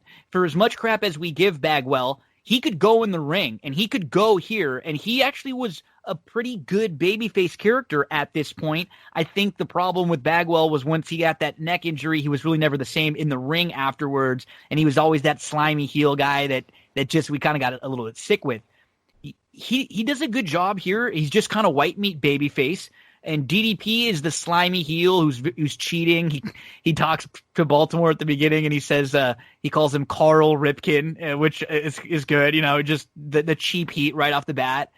And DDP's overselling a little bit. These guys are both figuring out who they are, but I didn't have a problem with this. You could tell they were both going well. I think the commentary put both of them over. Tony's talking about how DDP's his least favorite guy to talk to backstage, and DDP attacks Bagwell from behind to start.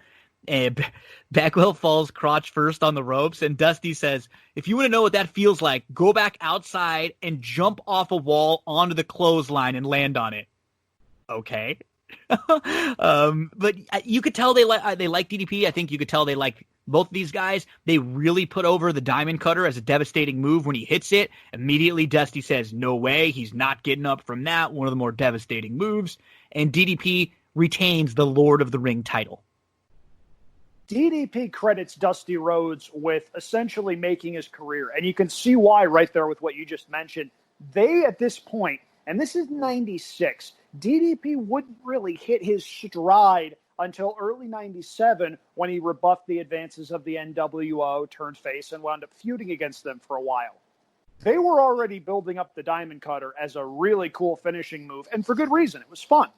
Now, Page looks back on this period, and it's kind of funny. If you watch his Hall of Fame speech, he refers to the fact that he had about 6 or 7 gimmicks all at once. And if you look at the way he comes down to the ring, he's got the cigar, he's got the chewing gum, he's got the sunglasses, he's got the jacket. It's one of those things where he's just trying to throw everything at the wall and see what sticks. Bagwell, meanwhile, he's part of the American Males at this point, and the less said about that tag team, the better. Never liked them. Hated their ring music. Oh, boy. It's on YouTube if you want to listen to it, but I advise you not to do that.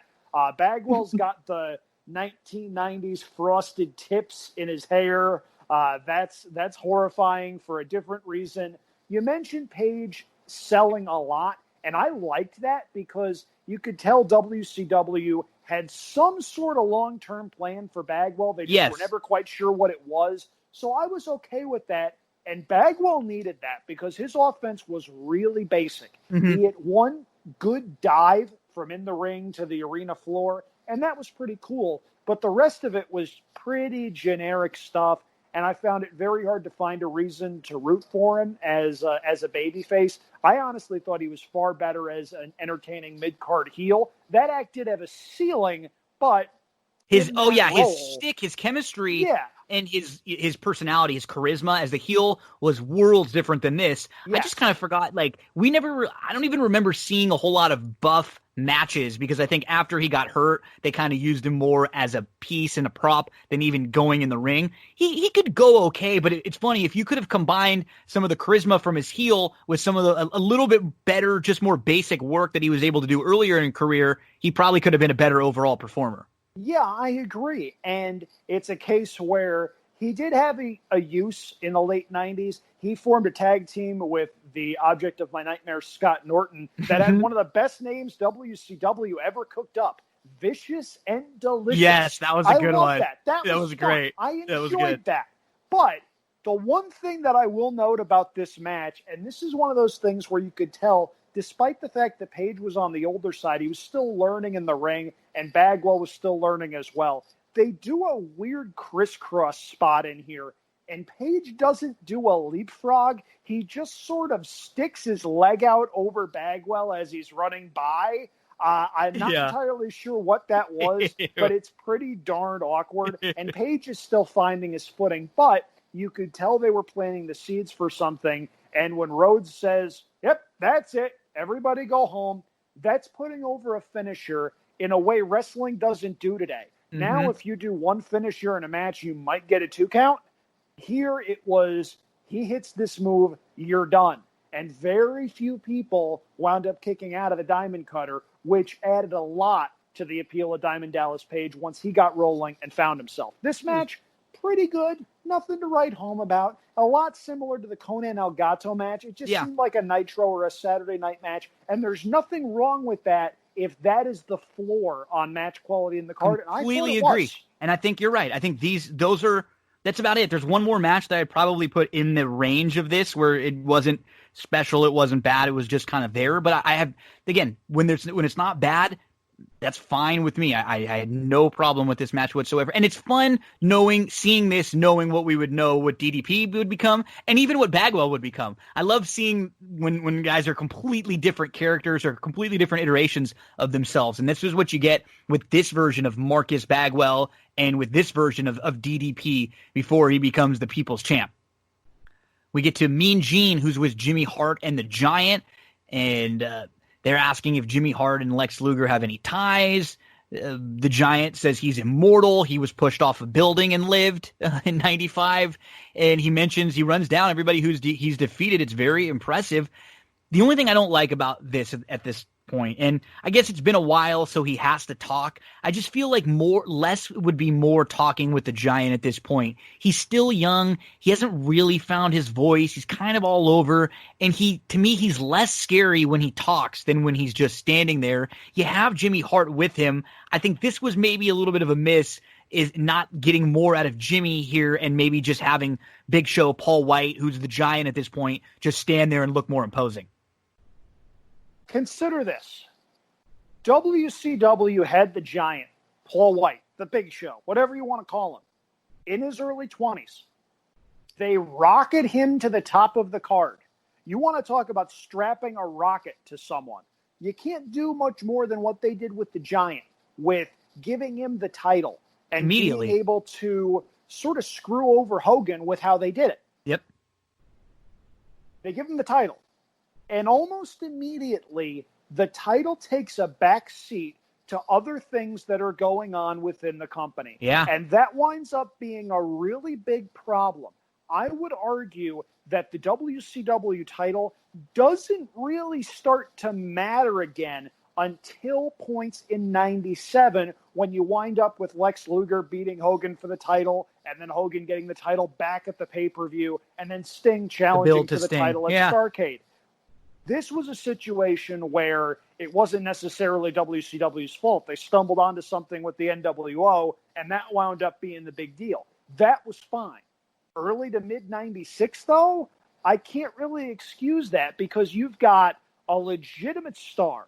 Paul White had star written all over him. His look, I mean, they're kind of, remember early on, I don't know how far it went, but he was the son of Andre the Giant for a while.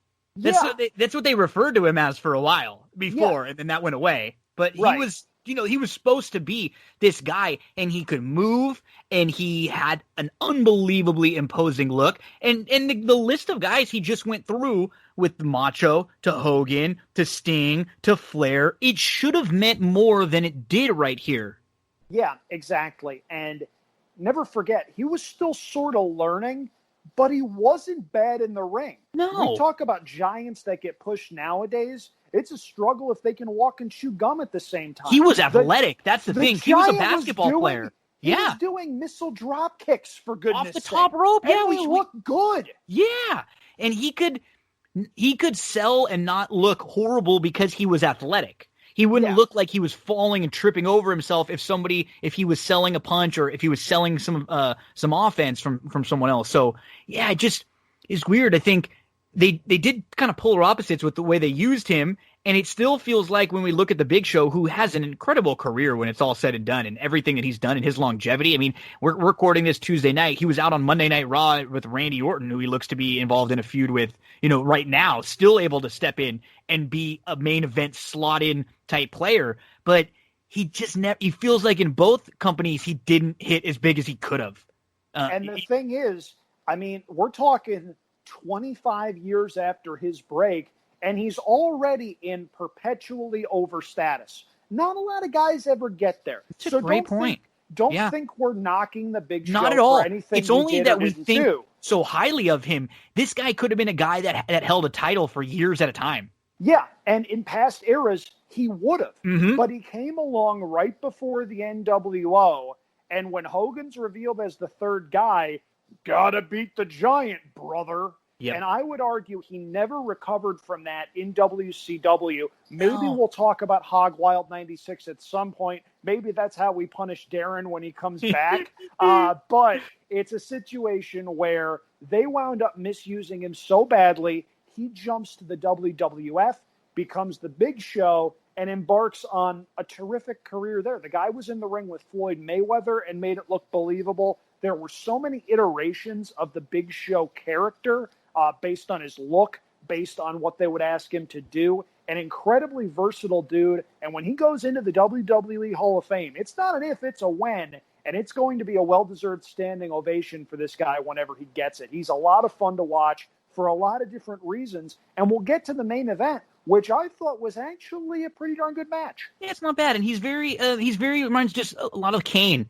He's like someone you take for granted because he's always there, forever. And he's just a guy who had so many matches, so many good feuds with so many top stars through the years. And we're talking about Big Show here, even in 96 already being the guy. So Just unfortunate because there were just little things maybe if they tweaked or the way he was brought into WWF or some of the way he was booked here that he could have been even bigger. He could have been as big of a star as anyone with his look and with how good and how far along he was, I think, already at this point for someone who was young in the game. Next up, this is the highlight of the show for me, Andrew, I think probably for a lot of people. And one of the really important things about this show too is next up, we get Rey Mysterio versus Dean Malenko. And this is the WCW debut of Rey Mysterio Jr. And it's not even that, wow, this is a really good match that we watch. It's that this match was important for many, many reasons. You had talked about how Conan was the link getting a lot of these luchadors into WCW, but none of them were really the size of Rey Mysterio. They were all guys that were a little bit bigger.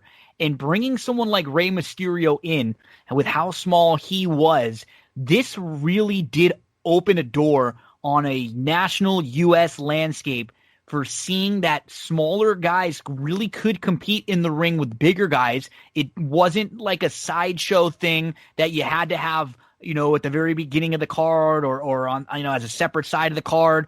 This guy could go against bigger guys. He really legitimized things in this one match. He honestly did. This is a huge moment for Mysterio and for a lot of, not necessarily even luchadors, but smaller guys that he really helped pave the way for. I love this match, and I love this match for so many different reasons. We talk a lot about Rey Mysterio, in this case, Rey Mysterio Jr. He comes in, and in later years, and even now, he's muscled up. It's no secret he was on the gas for a little while. This is Mysterio in 1.0 form, I'll call him. And even so, he had been wrestling since he was a teenager in Mexico. This guy carried himself like a veteran right off the rip. And they gave him the perfect foil, not just in this match, but in most of 1996. He had a series of 6-8 matches on television or pay-per-view with Dean Malenko. And Malenko, for as much as we remember how good he was technically, he could move. He was light on his feet. He could keep up. And he could tell all sorts of really cool, convincing stories with just about anybody. Not just Mysterio, but guys like Eddie Guerrero, Juventud Guerrera, Chris Jericho, for goodness sake. The list goes on and on. This was such a good match, and it was a good match for so many reasons. You have Dean Malenko, who is seen as the Iceman for obvious reasons, man of 1,000 holds, and they tell a really cool story in the first part of the match where Malenko works the arm. And they do a lot of really cool sympathy spots, and the crowd's going, okay, when are we going to see everything that they're saying Mysterio can do? Whoa! Yep. And the whoa comes when Mysterio hits this springboard somersault to Malenko. Malenko's not at ringside. Malenko is a step or two up the ramp. We're talking Bob Beeman long jump territory. He flies, man. And that was so cool. And Malenko didn't cheat either. Malenko catches him clean. He doesn't have to move up to compensate so that he doesn't drop the guy. He catches him clean. And it is so much fun to see that because, as I've said a couple of times, this was 1996. We hadn't seen this yet. This was completely revolutionary, even if you had seen what Rey Mysterio could do in ECW or on the Indies, what have you. We get almost an Unklin situation line from Dusty Rhodes when Malenko's working the arm. That's pretty funny. The one thing that holds this match down even a little bit. Now, Meltzer gave this match 4 stars. I give it 4.25 if we're going on the star system. I think it's a great match. The only thing that's even the slightest bit complainable, Randy Eller is the referee here. He would not be with WCW as a top-tier official much longer. He is slow, and he can't keep up with this. There are a couple of instances where there's a pinning situation, and he takes 1 or 2 seconds to get down in a position to where he can make the count. It didn't fit with what they were trying to do. And it's a case where I don't even think WCW knew what was going to wind up happening. It was a case where, okay, we've got this talented guy. We know he can work with Dean Malenko because they've done it in ECW. Let's just send him out for 20 minutes and see what happens. And it's a case where they learned as they went, And what they wound up producing was, for 3 solid years, one of the real highlights of WCW programming was that cruiserweight division. And even if a Nitro episode wasn't great, you could bank on a good, solid cruiserweight match. It might only be 6 or 8 minutes, but you'd get a lot of action in that time period. This was a 17-minute match. There were not a lot of dead spots in this match. These guys went all out, and when Mysterio was able to show what he could do, whoa, boy.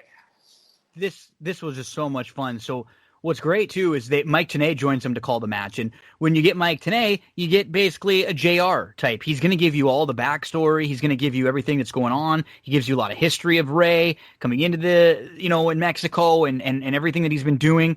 Quick pace to start, counters, mat wrestling, then Malenko trying to slow it down. Tenay goes through all the big-time opponents that Dean has had through the year, and we're talking legitimate cruiserweights all over the world. Ray hits a arm drag spinning from up on top of Dean, which is awesome, and then the springboards. I mean, springboards and drop kicks all over. He's countering Dean, and then Dean really focuses on the arm. There's about 10 minutes where he's working on the arm, and it's not like when a big man has a rest hold. He's different rest holds, but he's always moving. Elbow, hammerlock slam. And he's getting into different, he's the man of 1,000 holes, right? Just a different one that looks good, that looks smooth every time. Dusty says something, and Tony asks Mike Tenay if he needs to translate that for him. He says, no, I speak Dusty, so I'm good. Ray goes for a Hurricane Rana. Dean counters, and then he flips him in front, and Ray lands on his feet, and then Dean nails him with a clothesline. That was a great spot. Ray goes spinning. He really sells it. Tenay mentions that Eddie Guerrero just won the New Japan Battle of the Super Juniors, defeating Jushin Thunder Liger.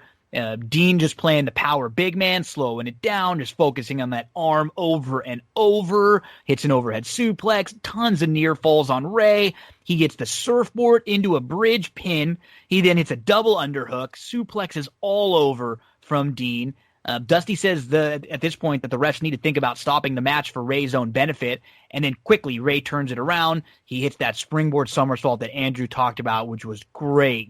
And the match really picks up at that point, right, with the drop kick, back and forth counters. Ray catches himself going into the ropes, and he rolls over onto the apron. These are spots that we didn't even think were possible, and we're seeing them here in 96 in the U.S. We've never seen anything like it. He hits a forearm off the top. Then he jumps onto the top rope, springboards into a head scissor like a Frankensteiner for a pin attempt. Just things that are not really, we just don't see. And when we do, it's wow. It's not boom, boom, boom, back to back to back. Ray is just different too. We're not talking about him doing some moves we've never seen. He does them so crisp, so smooth. There's a reason why he is talked about as one of the all-time greats. He gets caught on the top, then he counters with the Frankensteiner, and then he actually gets caught. Dean catches him, hits a powerbomb for the pin, uses the ropes with his feet for leverage. These guys, Tony mentions it right away. He says, remember the date. This is one of the greatest cruiserweight matches we've ever seen, and one that you'll see. And for a guy who spoke a lot of hyperbole, Andrew, this was not hyperbole. This was excellent. It was, and now is when I can call out Uncle Dave. So Meltzer, as I mentioned, gives this match 4 stars. He loved this match. The problem I have is when he's writing this match up in the Observer, he says Rey Mysterio got buried by losing to a mid-carder. What the hell are you talking about? That is not even close. No, this was one of the big whiffs of Dave Meltzer's career. And I like Meltzer far more than most. But even he would tell you he whiffed, and he whiffed pretty badly on this, obviously, because Mysterio is still one of the biggest stars in wrestling, even in 2020, in his 40s with knees that are shot. That speaks to the staying power of guys like Rey Mysterio. And this was such a good match. This was one of the highlights that I remember when I picked this show. It delivered. This is a match that I could rewatch 10, 12 different times and find 10 or 12 different things to say, okay, this is really freaking cool. So we get a Lex Luger interview, and he's toned down. He said he doesn't want to be there, but he's doing it. Jobber face. He can. Yeah, it's just It's weird. All night he's just very and I don't. He's trying to play it like it's some. It just seems like he doesn't give a crap. Honestly, talks with a real straight tone about how imposing the Giant is. Not much there, honestly. Okay, we get to Big Bubba with Jimmy Hart versus John Tenta. So this is leading. This was a building from 1990 SummerSlam, where the big boss man is in the corner of Hulk Hogan against the Earthquake, I think, something like that. Oh, boy. And, was when I mentioned that the floor of match quality was DDP Bagwell and Conan El Gato, I neglected this match. And you'll see why I had sort of selectively blotted it out of my mind. And then I went down and I looked down my notes. Right after I said that, I went, oh, no. Yeah, this is – and the thing about it is, it's 5 minutes and 20 seconds, so we're not talking. They didn't try to go 10 with this, and both guys try. They're just beyond and past their prime. They're just a step or two slow for two big guys that could actually have a quick step 4 and 5 years prior to this, and that's just a problem. I think there's nothing really special to it. They're talking about John Tenta, and Dusty says he doesn't know 1,000 holds, but he does know a fist to the face. Tony says he knows 1,000 pounds. And then John Tenta backs into Big Bubba, who's in the corner. Dusty says, it's a butt, if you will, to the face.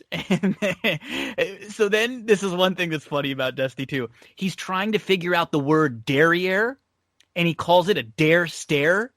And then Tony no, it's derriere. It just, he's struggling to find the word, which is great.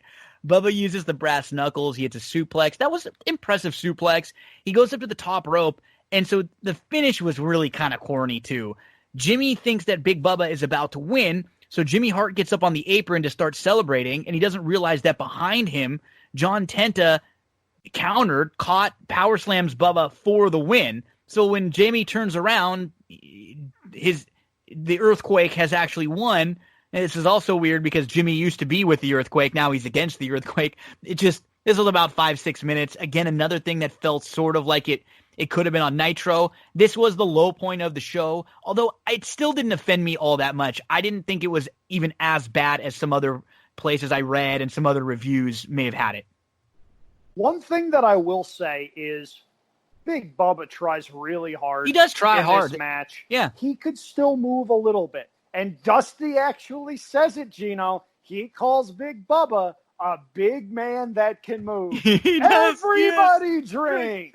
Drink. Okay, so the storyline from this match, since we're just going late 80s, early 90s WWF here, let's just go all out with it.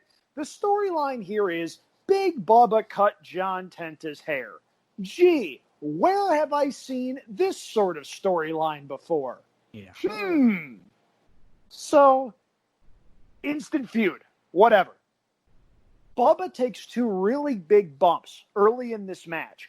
He goes one off the turnbuckle onto the floor, and he goes into the ring steps.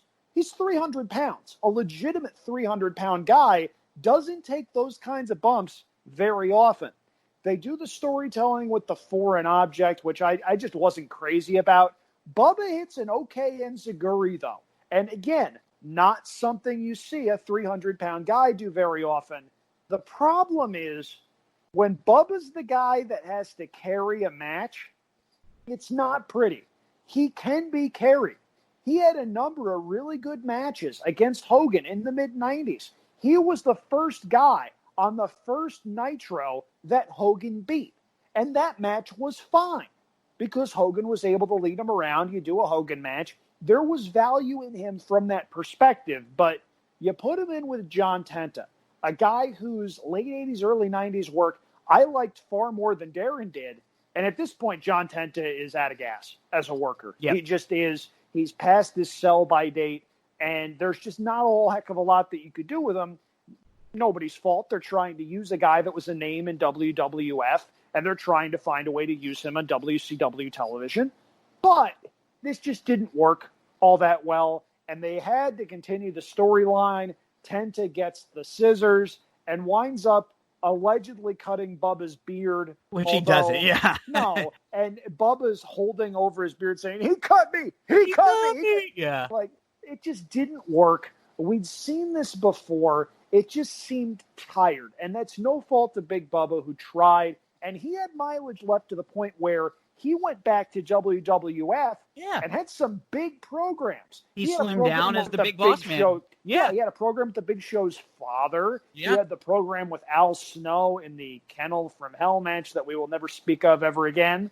He won the tag titles a few times as the enforcer for the McMahons and the corporation and stuff. There was value in him, and he tried. It's just there wasn't a whole heck of a lot either guy could do with this match, unfortunately. And this, I will say, is the low point of the pay-per-view, but we wind up with a lot of good stuff after it to sort of, spoonful of sugar helps the medicine go down kind of effect. Yeah, the next segment is a Mean Gene introducing Steve Mongo McMichael this was fun. I enjoyed and Kevin Green with their wives. Deborah, the future wife of Stone Cold Steve Austin. They're coached by Macho Man. Mongo talked, and then Green talked, and he was intense. Macho with some football puns and references. These guys got it. They get wrestling.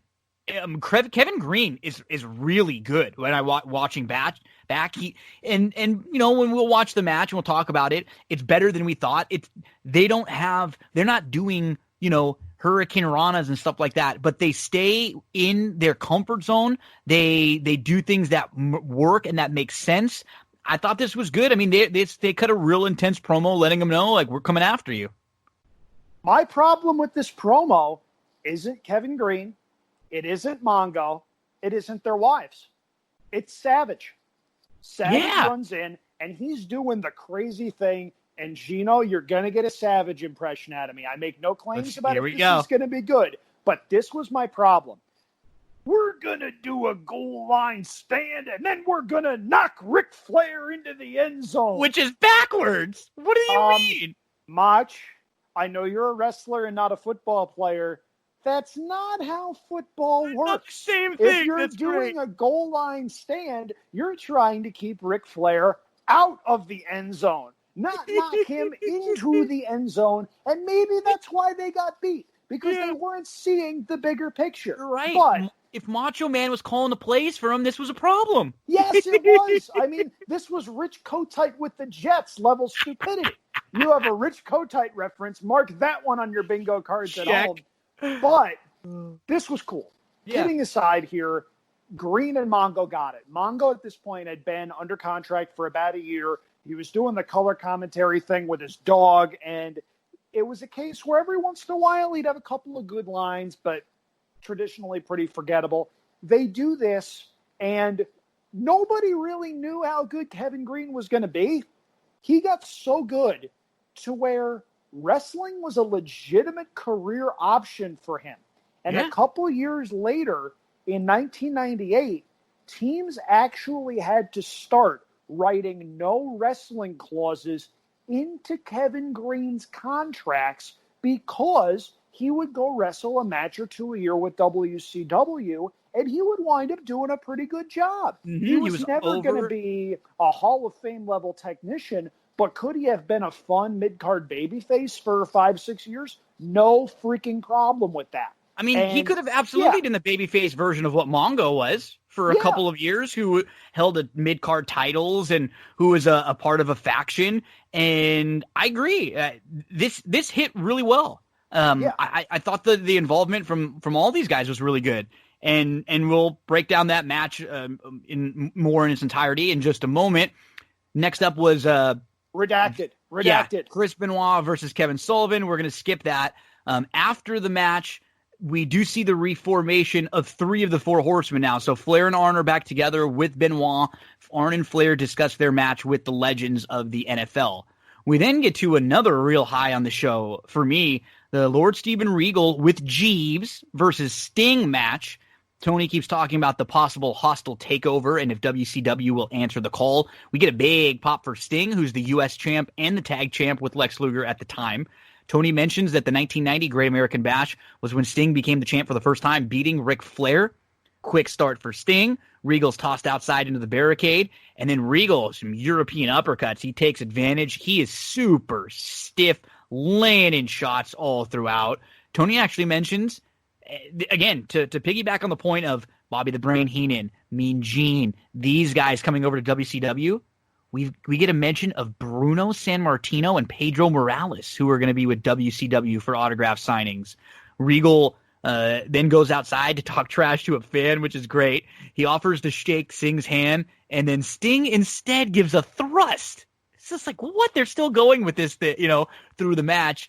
The match is good, though. It really is good. Tony says Elvis is in the building, and Dusty says it wasn't an Elvis move, it was a pelvis move, which was a pretty good one from Dusty. And then Dusty asks Tony, why are you sitting so close to me? Tony says, I don't know, you just noticed that? It's been happening all night. They're just giving each other some crap here back and forth. We get the test of strength, and Sting is in great shape, though. Andrew, you mentioned some of the problems that he would have. He's in physically way better shape here than he would be at Halloween Havoc 97, or what is it, Starrcade 97, when he's supposed to be getting that big push, and that's when Hogan and Bischoff kind of say that he wasn't in shape, and maybe that's why they didn't want to really go and let him have the ball and run with it. Here, he is phenomenal looking, Sting, and Regal looks great too. We get USA chants from the crowd. Regal's in charge for a while. He says he might not know 1,000 holds, but maybe 900. He says, we've seen why many athletes have tucked their tail and run away. The competition is here, so taking a shot at the WWF and some of the guys who left, maybe the Austins and the Mark Marrows of the world at this time. Pillman, too. Don't forget. Yeah, Pillman, who just left. You're right. That's probably who they're really taking a shot at. And he says the greatest athletes are here. Regal talks trash to the camera, and Tony asks if any of the other blue bloods have been out. Dusty says just Jeeves. He says jives, though. He says just jives, and he means Jeeves. Dusty, not that kind of jiving. Regal's in charge for a few more minutes. He slows it down, and then Sting turns it around. There's a little one sloppy spot. It's a double underhook off the top rope, but it ends up working out okay. Nobody gets hurt or anything. It just looks a little sloppy. Regal with some really stiff shots to Sting, and then a slap, and that seems to wake Sting up. He goes crazy with punches, a Stinger splash. Regal blocks it, and then Sting with the back body drop into the Scorpion Deathlock. He's only in it for about 2 seconds before he taps out. I think he could have held it a little longer, but that's kind of how submissions were in this day and age. They generally didn't really sit in them for very long. Andrew, another super high on this show. I forgot about this match completely. I mean, it wasn't even on my radar, and I'm very, very happy I rewatched it. If you want an indication for how stiff Regal was working, just look at Sting's face in the first minute of this match. The paint is gone. He literally slapped the paint off of Sting's face with some of the European uppercuts he was doing and some of the shots he was laying in. And this was what I mentioned earlier on in the show. This wasn't a case of champ runs down challenger, champ squashes challenger, okay, who did that help? This was a case where Steven Regal dominated 2/3 of this match. And you really got the sense that Regal was a threat to WCW's #1 babyface at the time. A lot of people will say Hogan was on the roster. Hogan wasn't around at this point. I'm not counting him. Sting gets a monster pop coming out. The crowd clearly loves the guy, and for good reason.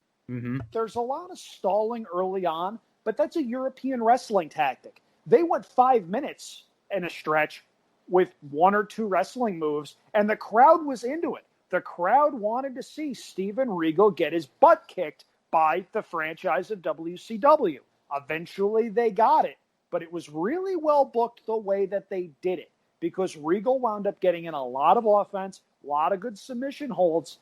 But the thing that stuck out to me about Regal in this match were some of his antics as he was trying to fight Sting off. There was one instance where he was shadow boxing with the referee before going down to a sunset flip. I thought that was hysterical.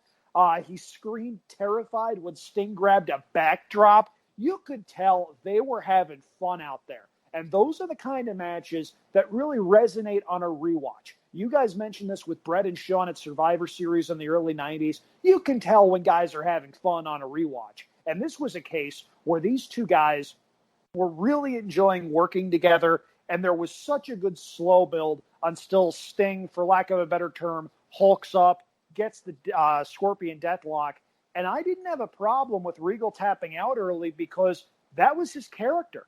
His character was that of, for lack of a better term, a chicken shit heel that wound up getting his comeuppance, and he tapped out quick because he didn't want the extended torture of being caught in Sting's submission hold. So I got that. This was a really good match. I have it as a 3.5-star match. The one thing that maybe they could have done is just cut it down by 2 or 3 minutes, because there was a sense where it sort of felt like overkill. But this was a really good match. I enjoyed it thoroughly. And Gino, I'm going to put you on the spot here. I think this is Sting's last very good to great singles match for 3 years, maybe. His 98 run stunk. His 99 run had a couple of matches with Diamond Dallas Page that were excellent and sort of got him back on the beam. But this is the last time we saw really good Sting in the ring for maybe 3 years. Yeah, and then, I mean, he may have had a couple in TNA that you could pull as good matches. I would stack this up with any of them. Yeah, this was really good. This was brilliant. I mean, and if this was for the heavyweight title and was a main event, this match would totally hold up in that spot as a main event. If they had built up Regal as a main event challenger and given him a bunch of wins leading up, and when Sting was the heavyweight title, this would have fit. It was a good match. I really liked it. And I think we know that Regal is stiff, but we forget he was quick too. I mean, he was quick and not fast, but quick first step, quick first movement, quick first jab, that Euro uppercut, boom, boom, boom. He would pretzel you up before you even knew what was going on. I just really, really enjoyed this one on the rewatch. So much fun. It was. And really quick before we move on, we mentioned Sting had his set of personal demons. Regal, oh boy. Yeah. He leaves WCW, goes to WWF. They do the "He's a Man" theme music. And I realize that note was flat. Please don't critique me in the comments section of this. I realize I can't sing. So they do that. He wounds up getting really sick to the point where he has to take significant time off. He winds up falling into personal demons, a drug battle in the mid-2000s. They bring him back as the authority figure, and he winds up winning King of the Ring. And you see the potential that he had as King Regal. There was one show where he took the show off the air in the middle of the main event. And for 3 or 4 weeks, he was the biggest heel in professional wrestling. And then he failed a drug test and was gone. And thankfully, he is still here. We recognize him as one of the architects of NXT, as a figurehead, as a mentor, as a guy that's helped a lot of talent on their way up. More power to him for that. When Regal was clean and sober and Regal was focused, there aren't a whole lot of guys I would put above him as far as in-ring quality goes. Well, and the thing about what I love about him too is you hear him talk about it in later years and in documentaries and stuff like that. He loves the performing part too. He will make an ass out of himself. He will dress up in a skirt, in a dress, whatever to go along with the storyline. He's not one of those wrestlers who's a tough guy that doesn't want to do the gimmick or the shtick. He loves the comedy. He talks about how he used to love watching comedy. And you remember a lot of the stuff that he was doing with Mr. McMahon, the Tajiri stuff was great. He had a blast with Tajiri. They were fun. They would build off each other. It just like you said, it's unfortunate because at this point of his career, he's more of a worker. And then later in WWF, he's more of a character. If he was ever able to connect the both of those, and we only saw glimpses of it here and there, like where he's playing the heel stick here and he's laying it on, we just never really saw it all come together. Yeah. If we did, he could have absolutely been a main eventer anywhere. There's two things that I'll bring up. Gino, I don't know if you remember this, but we were at the same NXT show a couple of years ago in LA, and there was a spot where Regal came out to address the crowd. They had the ring up on this concert stage kind of thing. And Regal grabs the mic and goes, "Try to catch me." And he feigns going over the top rope. And that was really cool. And it got everybody laughing. That was good. If you listen to the interviews Regal does about the time that he spent with Tajiri, you're not quite sure if he's working or if he has legitimate angst towards this man, but there is so much good stuff. And I'm not going to distract from the rewatch any longer than this, but if after this show you want to know more, there's a whole lot of stuff out there on the internet about Regal, Tajiri, their relationship, some of the things that they did. There's a lot to this guy, and it's incredibly fortunate that he's still here and still impacting the business in a positive way. We now we get a promo for Bash at the Beach, one of the biggest pay-per-views in wrestling history. Sunday, July the 7th. We will talk about that one day. It'll be soon. I'm not going to make it my next pick, but if we don't talk about it before then, it might be my second next pick. So within the next month or two, we'll hit this show because I like doing some of the shows around the time, and it's summertime coming up. Bash at the Beach would be a good one to discuss. And they talk about how last year in Huntington Beach, they had over 100,000 people on the beach. This year, it's going to be in Daytona. And then it's Michael Buffer time. He's announcing the Legends of the Gridiron versus the Legends of Wrestling. First, it's Ric Flair with Woman, who's Nancy Benoit, with Miss Elizabeth, with Arn Anderson. Flair currently announced as a 13-time heavyweight champion. And here comes the head coach. And he says, for 4 decades, he's been a wrestling champion, a manager, a broadcaster, another legend from the world of wrestling. The head coach, Bobby the Brain Heenan. That was pretty good, man. Decent, that was good. Not bad. White suit jacket. And Dusty says one of his best thoughts of the night. I thought he said, well, we're talking about Bobby, like him or not. Talk about him all the time. We have our differences. He drove men to be champions, team to be champions. He truly is in a class all by himself. It's a great line from Dusty, and he's right. He's spot on. Bobby, one of the all-time great managers. We then get the intro for McMichael and Kevin Green, and then the huge pop for Macho Man. He coaches them. We start out with Mongo versus Arn. And remember, Mongo has been doing the announcing on Nitro for a while with Bobby. That's kind of how this whole thing started. Bobby and Mongo got into it, and so Bobby went to represent with the Flair and Arn, and Mongo went and got one of his buddies and went and got trained by the Macho Man. So Tony talks about Mongo's career in the NFL, and he asked Mongo why he left the Bears in his final year. And he said Mongo says money. And so that sets up the angle at the end of the match. Slow start to the match, feeling out process, but Mongo's shoulder tackle knocks down Arn Anderson. Then Arn kind of suckers him in, and he does a drop toe hold, and Mongo with the flying shoulder off the top. Everything's very deliberate, which I like. It's good. The crowd's into this. They're all playing to the crowd really nicely. Kevin Green comes in on a 2-on-1, and then Macho nails Arn outside the ring. Green sprawling and turning on the ground. He's all pumped up. He's like a rabid bulldog down there on the floor. Flair tags in. He struts a little bit. And they do a good job of stalling and making the little things feel like big things. Anytime these guys touch, it feels like a big deal because they're doing a lot of the bells and whistles all around it. Green pushes off Flair, shoulder tackles Flair and Double A. Then Flair heads down the aisle. They look like they're trying to leave. Macho runs after him. He gets Flair, tosses him back in the ring. That's when Mongo tags in. Arn ducks out. Mongo uses the strength, but Flair baits Mongo to the corner. They exchange some chops. I mean, this is we talked about this, Andrew, you and I. Mongo is better here than he's ever in his wrestling career. Arm drag, back body drop.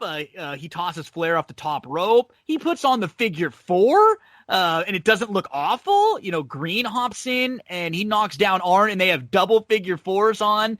That's when Woman breaks it up. The 4 ladies argue outside the ring, and then the ladies all run down the aisle and to the back.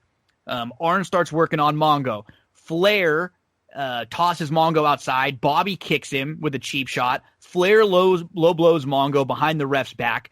And then we get the hot tag to Green. Green comes in, shoulder tackles, body slam, back body drop, power slam. Really basic moves that made sense. He looks like a house of fire. Suplexes Flair into the ring when Flair was on the apron. Gave Flair a boot. And then arm with a cheap shot to Green's knee. And that's when the match turns a little bit. And Tony even mentioned something that you talked about. The front office of the Panthers, they're watching, holding their breath. Flair goes for the figure 4. Green rolls him up for 2. We get a knee breaker. Andrew, He's really going to town on Green's knee. I mean, you know that he's selling it, but if you are, the team that he plays for, you're watching this as Flair is just laying in on this guy's knee, figure four. Macho nails Arn outside the ring, and then Benoit ends up coming down, and Deborah comes out with Miss Elizabeth and with Woman, so we get a lot going on at the end of the match. Liz is holding a briefcase. She brings it over to Mongo. Deborah opens it, shows Mongo all the money and a Four Horsemen t-shirt. He takes it out, looks at the shirt, looks at the money. She convinces Mongo, and Kevin Green is in pain. He's in the ring. He's been screaming for a tag. Mongo ends up hitting Green on the back of the head. Flair pins Kevin Green for the win. It's basically a situation where it was, everybody on 4-on-2, Flair, Arn, Benoit, and Mongo. They're the new Four Horsemen, and they're laying it in on Macho and Green. Bobby's there with them. And this is really the final spot we see for Bobby as far as being any kind of an other or accompanying to the ring. I will say, though, Andrew, this was good. They knew what they had to do here. This thing went 20 minutes, but it didn't feel like it went 40 minutes. Like I said, every time they touched, they connected. It was a move. It felt like a big deal. I thought they did a great job with this match. I got a hot take for you. So there's a lot of celebrity matches in the history of professional wrestling that don't work. And we can go all night long talking about the ones that did not work. There's a couple that definitely worked. There's LT and Bam Bam from WrestleMania 11. There's what I consider to be a celebrity match, even though she had a run in WWE, the Kurt Angle, Ronda Rousey versus Triple H and Steph tag match. I think you hit on the Big Show Floyd one earlier. That was good. That was one. I think this is the best celebrity match in recent professional wrestling history. And there's a reason for that. On a recent episode of Table for Three, I don't know how recent it is. It was within the past year or so. It might have come out around the time of WrestleMania or the road to WrestleMania, whatever. They had AJ Styles, Shawn Michaels, and Kevin Nash. And AJ talks about how when he worked with Nash, it was easy. It wasn't necessarily a matter of them having a 5-star classic. It was telling a story.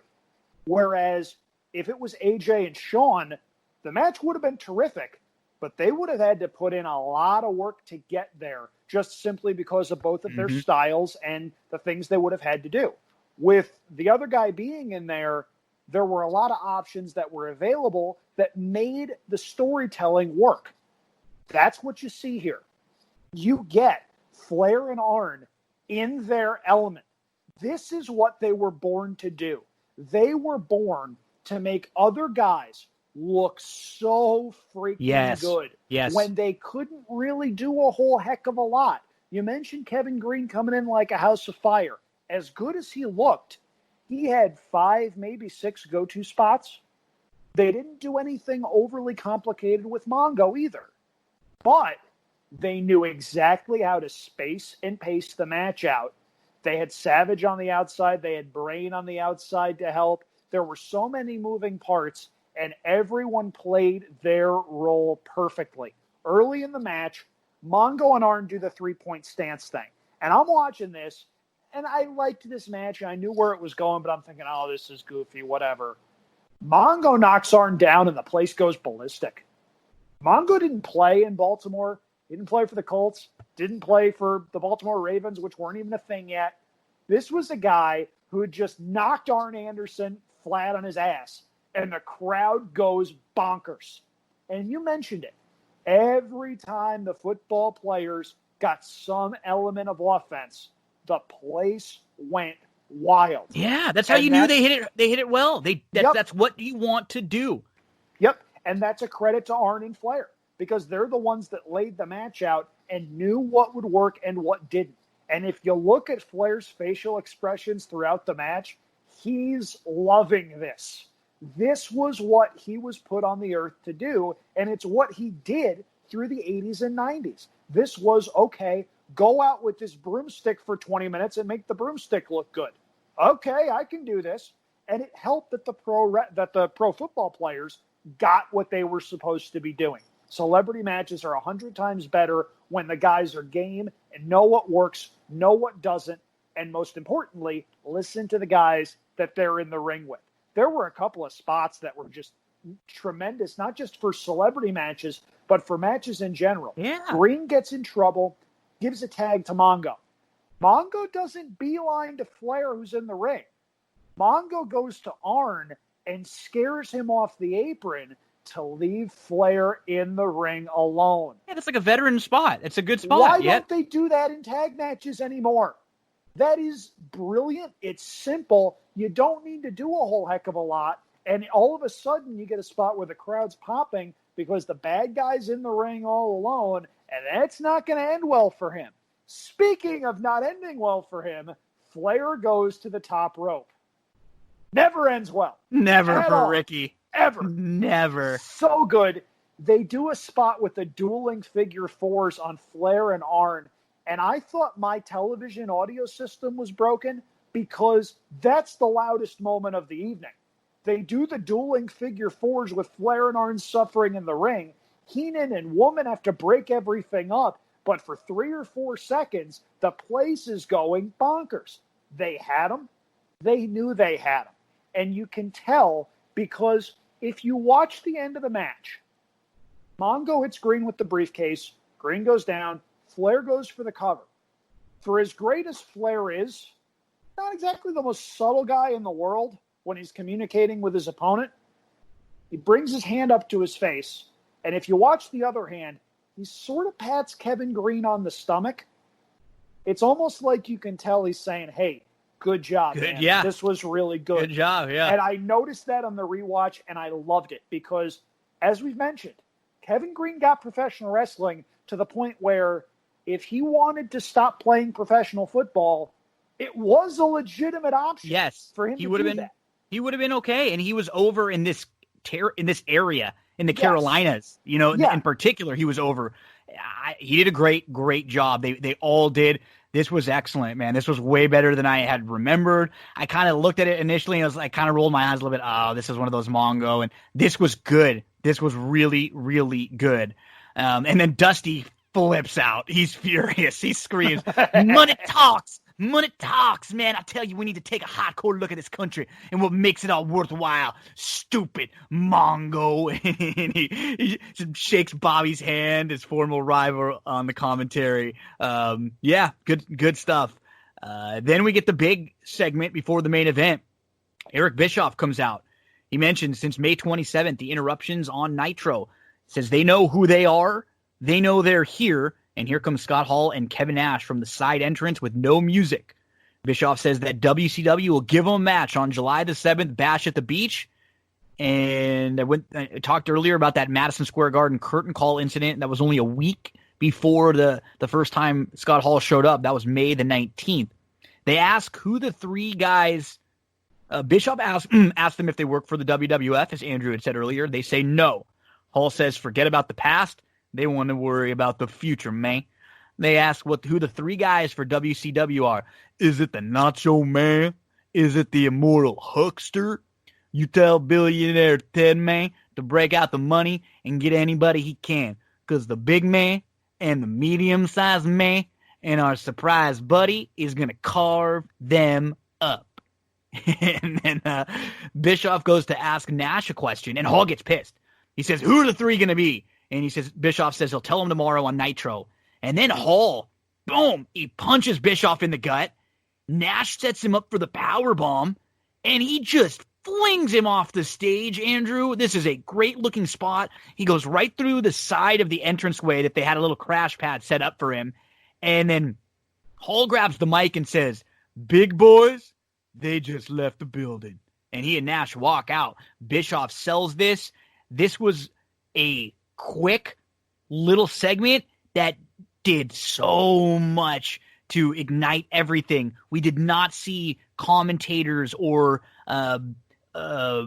figureheads interacting with the wrestlers like this. We did not see them ever get physical. This is the first time in the U.S. professional wrestling that we saw something like this. And it's still, like you said, nowadays people would just shrug, but it still looks good. Even now, all these years later, we've just had it happen so much that it wouldn't hit the way it hit then.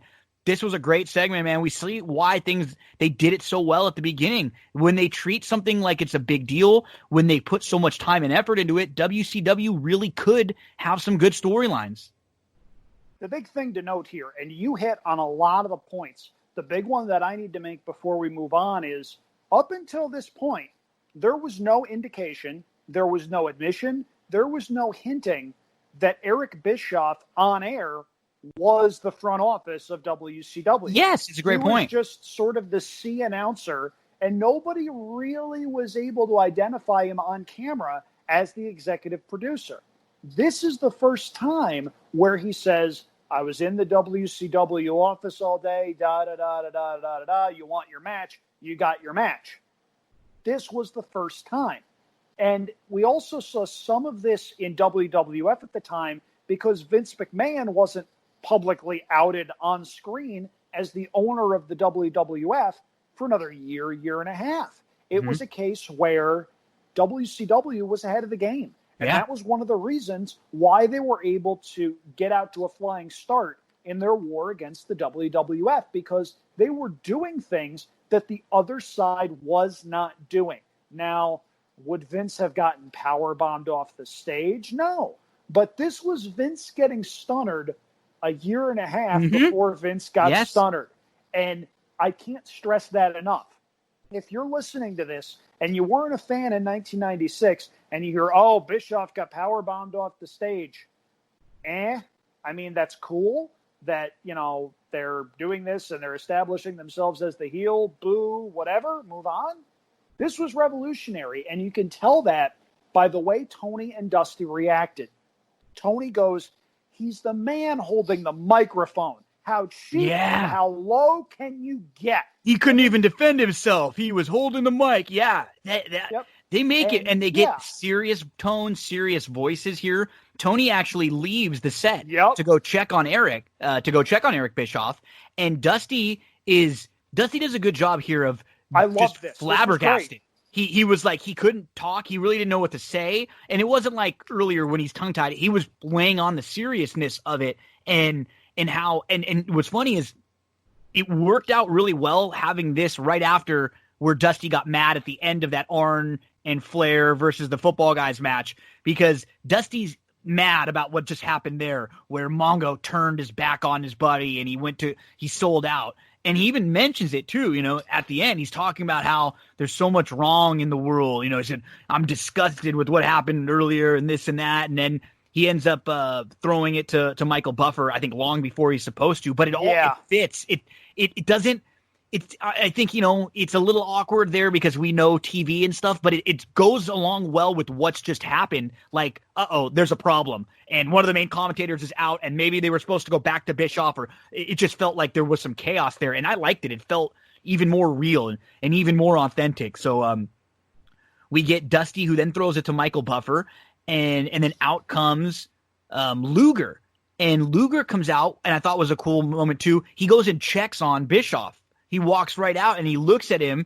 You know, he stops, he goes over there, he addresses him. So even Lex Luger, who's got what's supposed to be one of the biggest matches of his life coming up, he's worried about Bischoff over in the corner and everything's going on with WCW. So they are making this feel very, very important and a big deal. Even so much that I think the reason why this match doesn't get looked at in a more positive way, Andrew, is because it's in the death spot. I think people got so up for not only the tag team match before this, but the segment where Bischoff goes flying and that like sucks the life out of the building. Everybody's doesn't know what to think. This wasn't the easiest spot to come out and try to have a 10-minute main event match after all that. Not at all whatsoever. And if there is one hole with the way this show was booked and structured, it's that. The show should have ended with Bischoff doing the stretcher job. Yep. Dusty does the face promo, Bischoff gets stretchered out, and you're left wondering, what the heck just happened? In addition to that, Flair Arn against Green and Mongo was billed as the biggest match on the show for obvious reasons. That delivered. If that's the last match on the show, terrific. I would have put Giant Luger between the Sting Regal match and the tag match, and that would have done so much better with the way everything turned out. Completely Because agree. again, the title, the world title, wasn't the focal point of the show. No, and there were interested two in. bigger things in this show than that, and maybe even Yeah. three. I mean, at Yeah. least the two things that preceded this immediately, the tag match and then the segment with the outsiders. Yep. And to be fair, at this point, WCW was still in the mindset of champion closes the show. That's just the way that things are. It wouldn't be until a couple of years later where you'd experiment with throwing title matches randomly in the card and do things that way. But the title just wasn't a priority. And that's not a knock on the guys in the ring, because I liked this match. If you're watching this match on mute, it's a decent match. It's fine. You have the Giant flying around doing a lot of impressive stuff. Luger, to his credit, while sporting jobber face, is game here. He has his worker boots on, and he's selling for the Giant. There are times in his WCW career where Luger just puts a postage stamp on it and mails it in. Not the case here. He is actively trying, and they tell a really good story, especially in the latter half of this match, with Luger trying to get the Giant off his feet. He drops the Giant to a knee, and the crowd gets right back into it. They're up. They want to see that now. They do the spot where the Giant's in the corner, draped over the top turnbuckles. This is a pretty impressive sight here. It is. Luger tries to go for the torture rack. It's like a squat. Yeah. Like if you're working out. Yeah. He gets him up very briefly for a second and a half. Can't get it. And you feel the air in the crowd just completely leave the building. It looked nasty, too. The Giant falling like right on top of him. That couldn't have felt great, you know? No. But then choke slam, good night. You get the Giant with a really good line after the match into the camera saying, "Won't these people learn nobody can beat me?" Well, he goes from that, looking like a killer in the main event, to 2 months later, jobbing to Hogan and getting laid out unconscious for, I kid you not on this, 8 to 10 minutes after the match. And they're so the spray painting NWO him. can do their spray painting, Hogan must pose thing. I have it in the back of my mind to make Darren watch that at some point. I'm not going to do it with my next one. As I mentioned to you, I had another show in mind, but I got to tell you, that's in the queue because that's synonymous with how WCW missed the boat on some guys. They didn't hesitate when the Giant came in 95 to make him a main eventer. He didn't do a whole heck of a lot wrong in 96. He wasn't all that experienced, but you could have gotten another 4 months out of him and then potentially used him to put over a face in 96. Maybe that doesn't happen with Sting, but if you want to give the title to somebody, Hogan didn't need the title. No. Hogan was over enough as it was doing the NWO stuff to where all the stuff with the title, it just seemed unnecessary and that it didn't help anybody. But then again, that's Hogan for you. Yeah, this was okay. It wasn't bad. It just feels bad when you watch it after everything because it feels less important than the stuff before it. That's right. Really what it came down to for me. You know, and the story of this match, there was a story. It was, could Lex get the Giant up for the torture rack for his finishing move? Because he's tried to do it a few different times before and he couldn't. He tried to get him up for a body slam and he fell. And then as Andrew had mentioned, he was perfectly lined up in the corner. The Giant goes for what basically looks like a kind of a cross body when Lex is in the corner, almost like a splash just into the corner. Lex moved, and the Giant ends up getting draped across the top. And so Lex comes from underneath him, just like you would set up to squat in the weight room, and he squats him up. He puts him in the torture rack. He takes 1-2 steps, and then he falls. And he falls right on top of him. And as Andrew mentioned, Giant with the choke slam and the W. And he looks impressive. He looks imposing.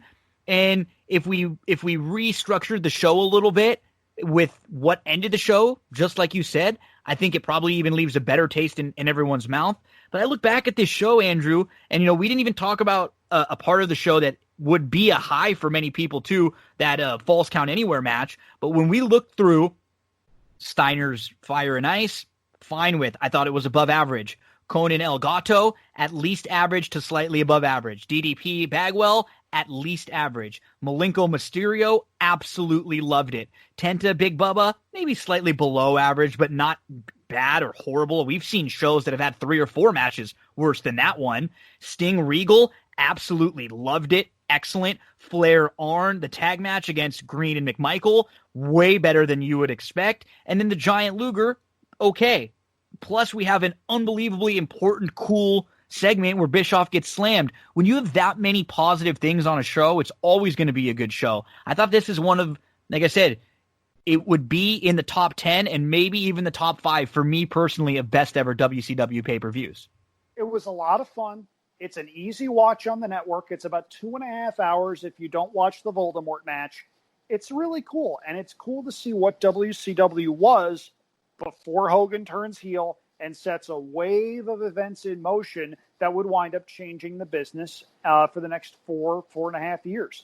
It's a really cool thing. There's something for everybody. If you haven't seen this pay-per-view, or if you're just looking for something fun to watch to kill 2.5 hours, highly recommend this one. Darren's not here to talk about it, but I hope that he at least got a chance to watch and enjoy it as well. I feel like I atoned at least a little bit for my Hogan Warrior 2 pick, although Darren's given me reason to go back to that well. And, I apologize for that because that's not your fault. But if and when I do go back to that well, you will suffer and there will be consequences for it, I'm sure. Sometimes the suffering I have even the most fun with because it's the most fun to talk about some of the bad stuff sometimes.